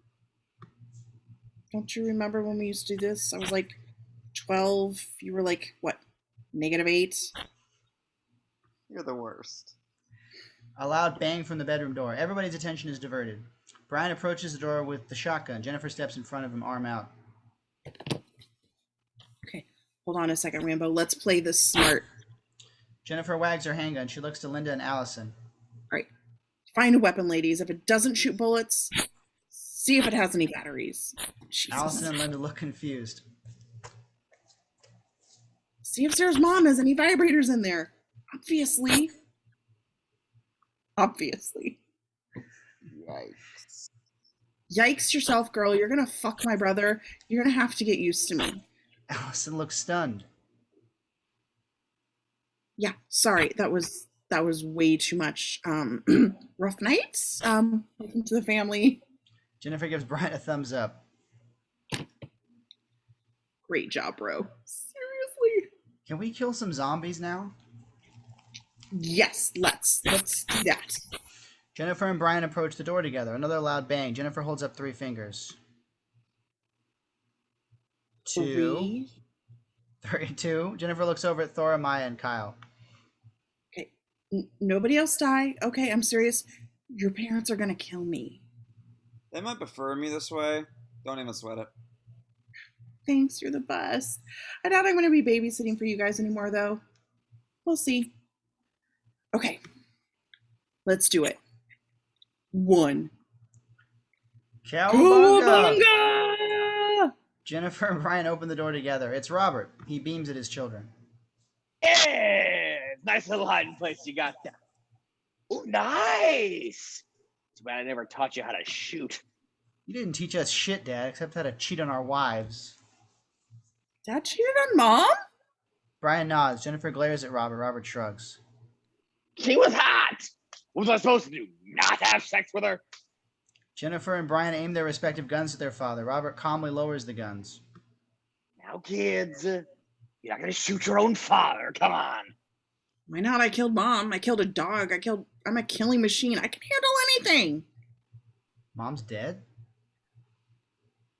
Oh, fuck. Yes. I'm so sorry. I was totally going to tell you that you were just, getting some when I got here and didn't want to cock block you, ruin your evening. My bad. Another long silence. Robert breaks it with laughter. What the fuck is so funny? Oh, nothing.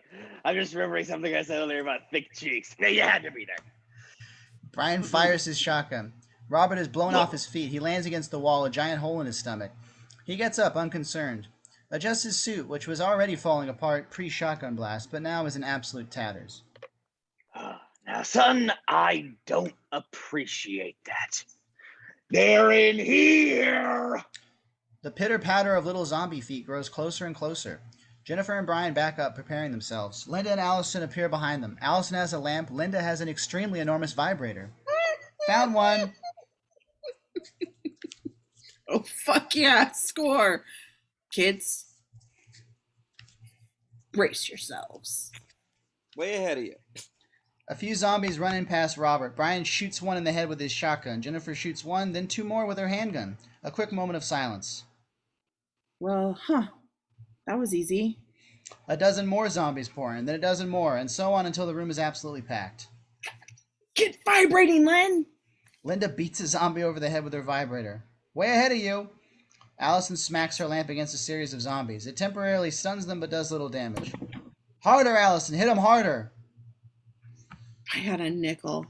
Jennifer shoots a few more zombies. Reese and Tara rush in. Reese! Tara! Hey, Jen. Man, you're looking good. Real hot.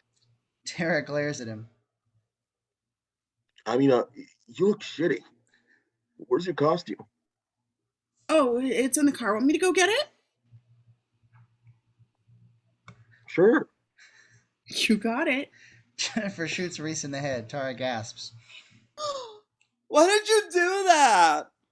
Because he's a zombie and he was trying to eat me. But he wasn't, though. He would never do something like that. You guys ate Mark and Tom like 20 minutes ago. Yeah, but those guys are dicks. Mark and Tom stumble in having a blast. Attention, ladies and gentlemen. Party has officially started. Yeah, ladies, start your boners.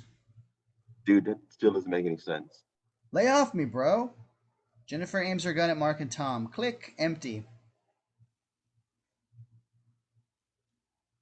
Rat farts. Somebody want to grab me some extra bullets? Pretty please? Brian beats zombies away from Allison and himself with his empty shotgun. Little busy right now, sis. Linda waves the vibrator around, distracting a clump of fascinated zombies. Hang on a sec, Jen. The biggest fucking vibrator I've ever seen. I've seen bigger. Jennifer rushes back to the nightstand where she first found the gun. She throws open the drawers. No more bullets. God damn it. Then she spots one. Just one. One bullet to kill them all. Figures. Jennifer loads in the bullet. She turns around to see that she's surrounded by zombies. Tara, Mark, Tom, and a bunch of other undead party guests. Hi. Who wants to die? Got one left. Nobody thinks you're funny, Jennifer. Au contraire. Jennifer and the zombies turn to see Kyle behind them in full Gandalf mode, holding a tube of wrapping paper like a walking stick / weapon. Run, Jennifer. I got this. You got this? Where'd you get that? In the closet. Protect the girls. Kyle charges into the mob of zombies. You shall not pass! God, what a fucking nerd. Jennifer! Jennifer turns towards her father's voice. He emerges from within the flurry of zombies. The other zombies are still preoccupied with Kyle. This leaves Jennifer and Robert somewhat alone. Robert embraces his daughter. Join us, Jennifer. Stop being so damn stubborn. Don't Just you like dare, your mother. dare fucking talk about her. You're not even a tenth of the person she was as a parent. Yes, how eloquent. Well, if you won't join us by choice. Robert leans in to bite Jennifer. She resists. Robert pushes her. She stumbles backward against the window. It shatters. She tumbles onto the rooftop and rolls towards the edge. Fuck you, Dad. Jennifer disappears from sight. Robert looks out the window. Jennifer lies in the driveway, immobile. See you soon, sweetie. Exterior Sarah's parents' house, driveway, continuous. Zombies stagger past Jennifer, ignoring her. She groans, slowly moves around her arms and legs. Oh, God. Guess nothing's broken, but my fucking chiropractor's gonna be pissed. Oh, wait. I don't have a chiropractor. Jennifer gets up in a great deal of pain. She stares at her ripped and blood-soaked clothes and looks to her car. Okay, well, if I'm gonna kill my dad, I should do it in style. Interior, the trunk of Jennifer's car, continuous. The trunk opens. We see Jennifer look down and reach inside from the POV of the trunk. She smiles. If Sarah was still alive, this would totally have impressed her. Maybe it still will. Interior, Sarah's parents' house, living room, moments later. More zombies stagger around aimlessly. What are we doing? I don't know. Isn't everybody upstairs? Oh well. Either way, they yelling. Bam! The front door flies off its hinges again. Sorry, Sarah. Again. Jennifer steps into the living room. She's dressed like Ripley at the end of Aliens. White t-shirt, suspenders, blue work pants, Marty McFly white and orange future sneakers, giant fake machine gun, and a giant plastic yellow power loader exterior. Get away from her, you bitch. The zombies turn to Jennifer, more confused than intimidated. Hey, Jennifer. You looking for everybody else? They're upstairs. Yeah. I know. Thanks. Jennifer struggles past the zombies. One of the arms of the power loader gets stuck on the wall. The zombies assist her. Here, put your no, move your hand. No, your yeah, dude, good go. Thanks. Jennifer limps up the stairs, embarrassed. Interior Sarah's parents' bedroom, moments later. Linda, Brian, Allison, and the kids continue to fend off the zombies. Robert looks at his wrist and realizes he's not wearing his watch. Oh, that was a $300 watch. The door bursts open, at least partially. Get away from her, you shit. Jennifer falls to the doorway. She wiggles around like a bug, finally manages to get out of her power loader shell. She aims the fake machine gun at Robert, and the other zombie is victorious. Stick 'em up. Jennifer, you're alive. How unfortunate. I guess I'll have to kill you the old-fashioned way. Robert motions to the other zombies. They surround Jennifer. She looks to the rest of her squad. Help. Get away from her, you jerks! Thor runs through the zombies in full Wonder Woman No Man's Land mode, even though that movie will not come out for another 15 years. Remember, it's 2002. Tina, be careful. Sarah and Vanessa approach Thor, ready to kill. Come here, little girl. This is it. Jennifer swings her fake machine gun at Vanessa, slamming it hard into the side of her head. Get away from her, you bitch. No, wait. Jennifer, stop! Vanessa falls to the floor. Jennifer smashes Vanessa's head in with the butt of the gun. Sarah grabs Jennifer, tries to bite her. Jennifer uses the gun as a shield. I didn't think I had the hots for you. What a sap I was. Jennifer bashes Sarah in the head repeatedly. Do you look like costume though? Ugh. Sarah's head falls off. Her body blindly looks around for it.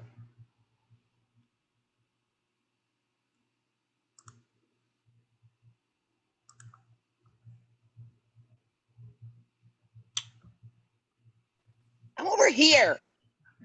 Let's finish this shit. All right, Jennifer stomps on Sarah's head. Sarah's body falls to the ground next to her splattered cranium. Flawless victory.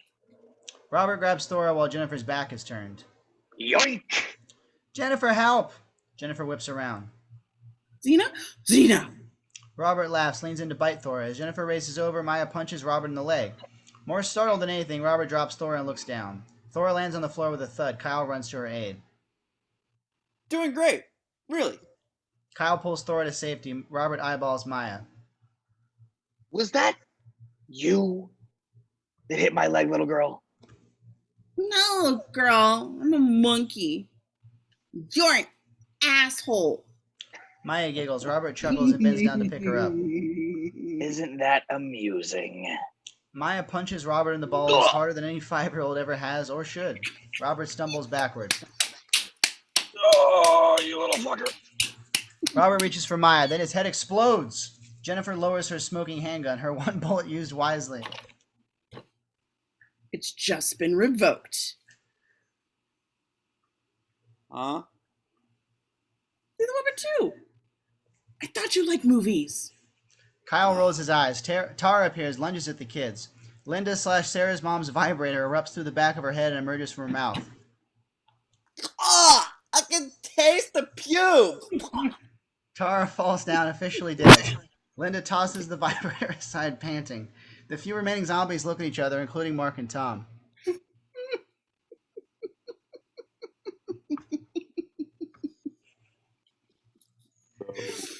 I'm kind of done here. You, Dude, that was done like 5 hours ago. Slurpee? Radical. They high-five, walk out of the room. Jennifer exchanges confused looks with Linda, the kids, and Brian and Allison. Hey, bro, where you been the past 20 minutes or so? Brian puts his arm around Allison, beaming. Protecting my girlfriend. Ew. Brian winks at Jennifer. You're lucky you're so darn cute, little brother. Jennifer looks at Robert's corpse, then Linda and the kids. Heck of a night, eh?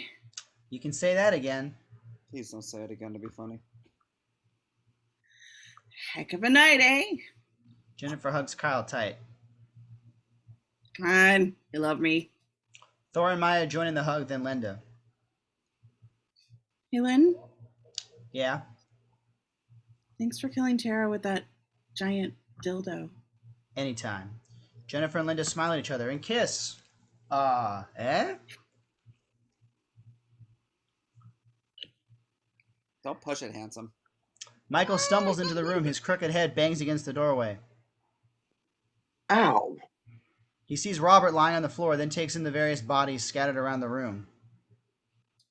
Holy crow! Holy crow.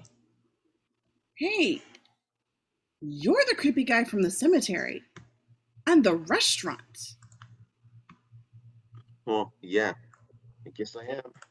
I'm the guy who brought your father back from the dead, so sorry about that. That was my mistake. Yeah, you can say that again. Don't. Stop. What the hell took you so long to get here? Oh, I lost the mom and I made a wrong turn somewhere around Elm Street. No, not Elm Street. That's Elm Avenue. That's it. That's it. So here I am. Robert rises up, barely alive, with a gaping head wound. You're the worst assistant ever. Robert tries to strangle Michael. Jennifer trips her father. He falls headfirst into a bookshelf and becomes buried underneath a pile of books. Jennifer walks over to him, soon joined by Michael, Brian, Allison, Linda, and the kids. Remember, kids, study hard. Always hit the books. Robert moans from beneath the pile of books. Jennifer looks around. Vibrator, empty guns, Allison's lamp. May I? Oh, yeah, sure. Allison hands Jennifer the lamp. I'm still your father, Jennifer. No, you're not Jennifer. I am. Jennifer slams the lamp against the top of Robert's head. Robert falls down, officially dead, hopefully. Maybe the stupidest thing you've ever said, Jen. Hey, who's still alive, Dick Nose? Jennifer or Kyle? Touche. Exterior city streets a little later. The surrounding area is surprisingly quiet. The roads and sidewalks are decorated with bodies as far as the eye can see. Police and SWAT, random citizens, and even members of the National Guard patrol the streets. A few zombies remain but are heavily outnumbered.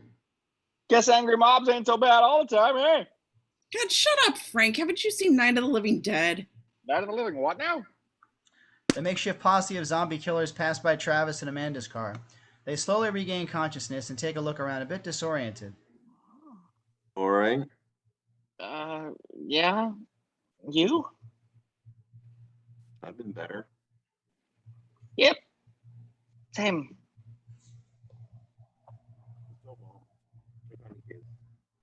I'm sure they're fine.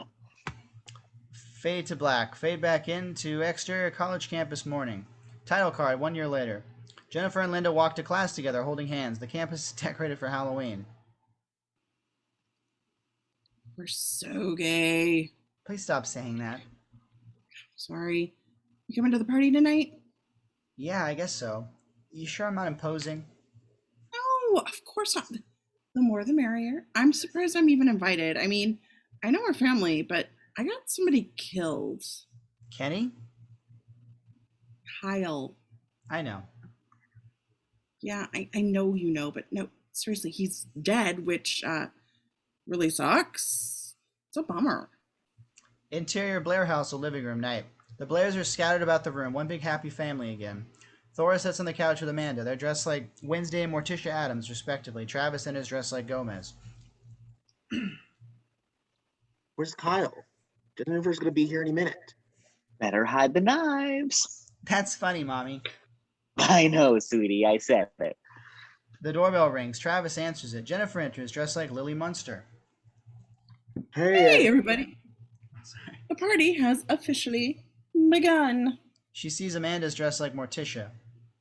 Well, one of us is going to have to change. Very funny. Linda awkwardly enters behind Jennifer, dressed like Herman Munster. The top of her fake green forehead hits the top of the doorway. Ouch. Little help, please? Sorry, babe. Jennifer assists Linda. They sit on the couch next to Thora and Amanda. There's not nearly enough room for all four of them. Linda stands. I'll sit somewhere else. No, it's cool. Get comfy, Herman. Jennifer sits in the recliner opposite them. Whoopsie. Oh, he got me. He got me. Maya rushes in, dressed like a monkey again. She leaps on Jennifer's lap. Jennifer! Jennifer. Close enough. How you doing, little one? Nice costume. I'm a monkey.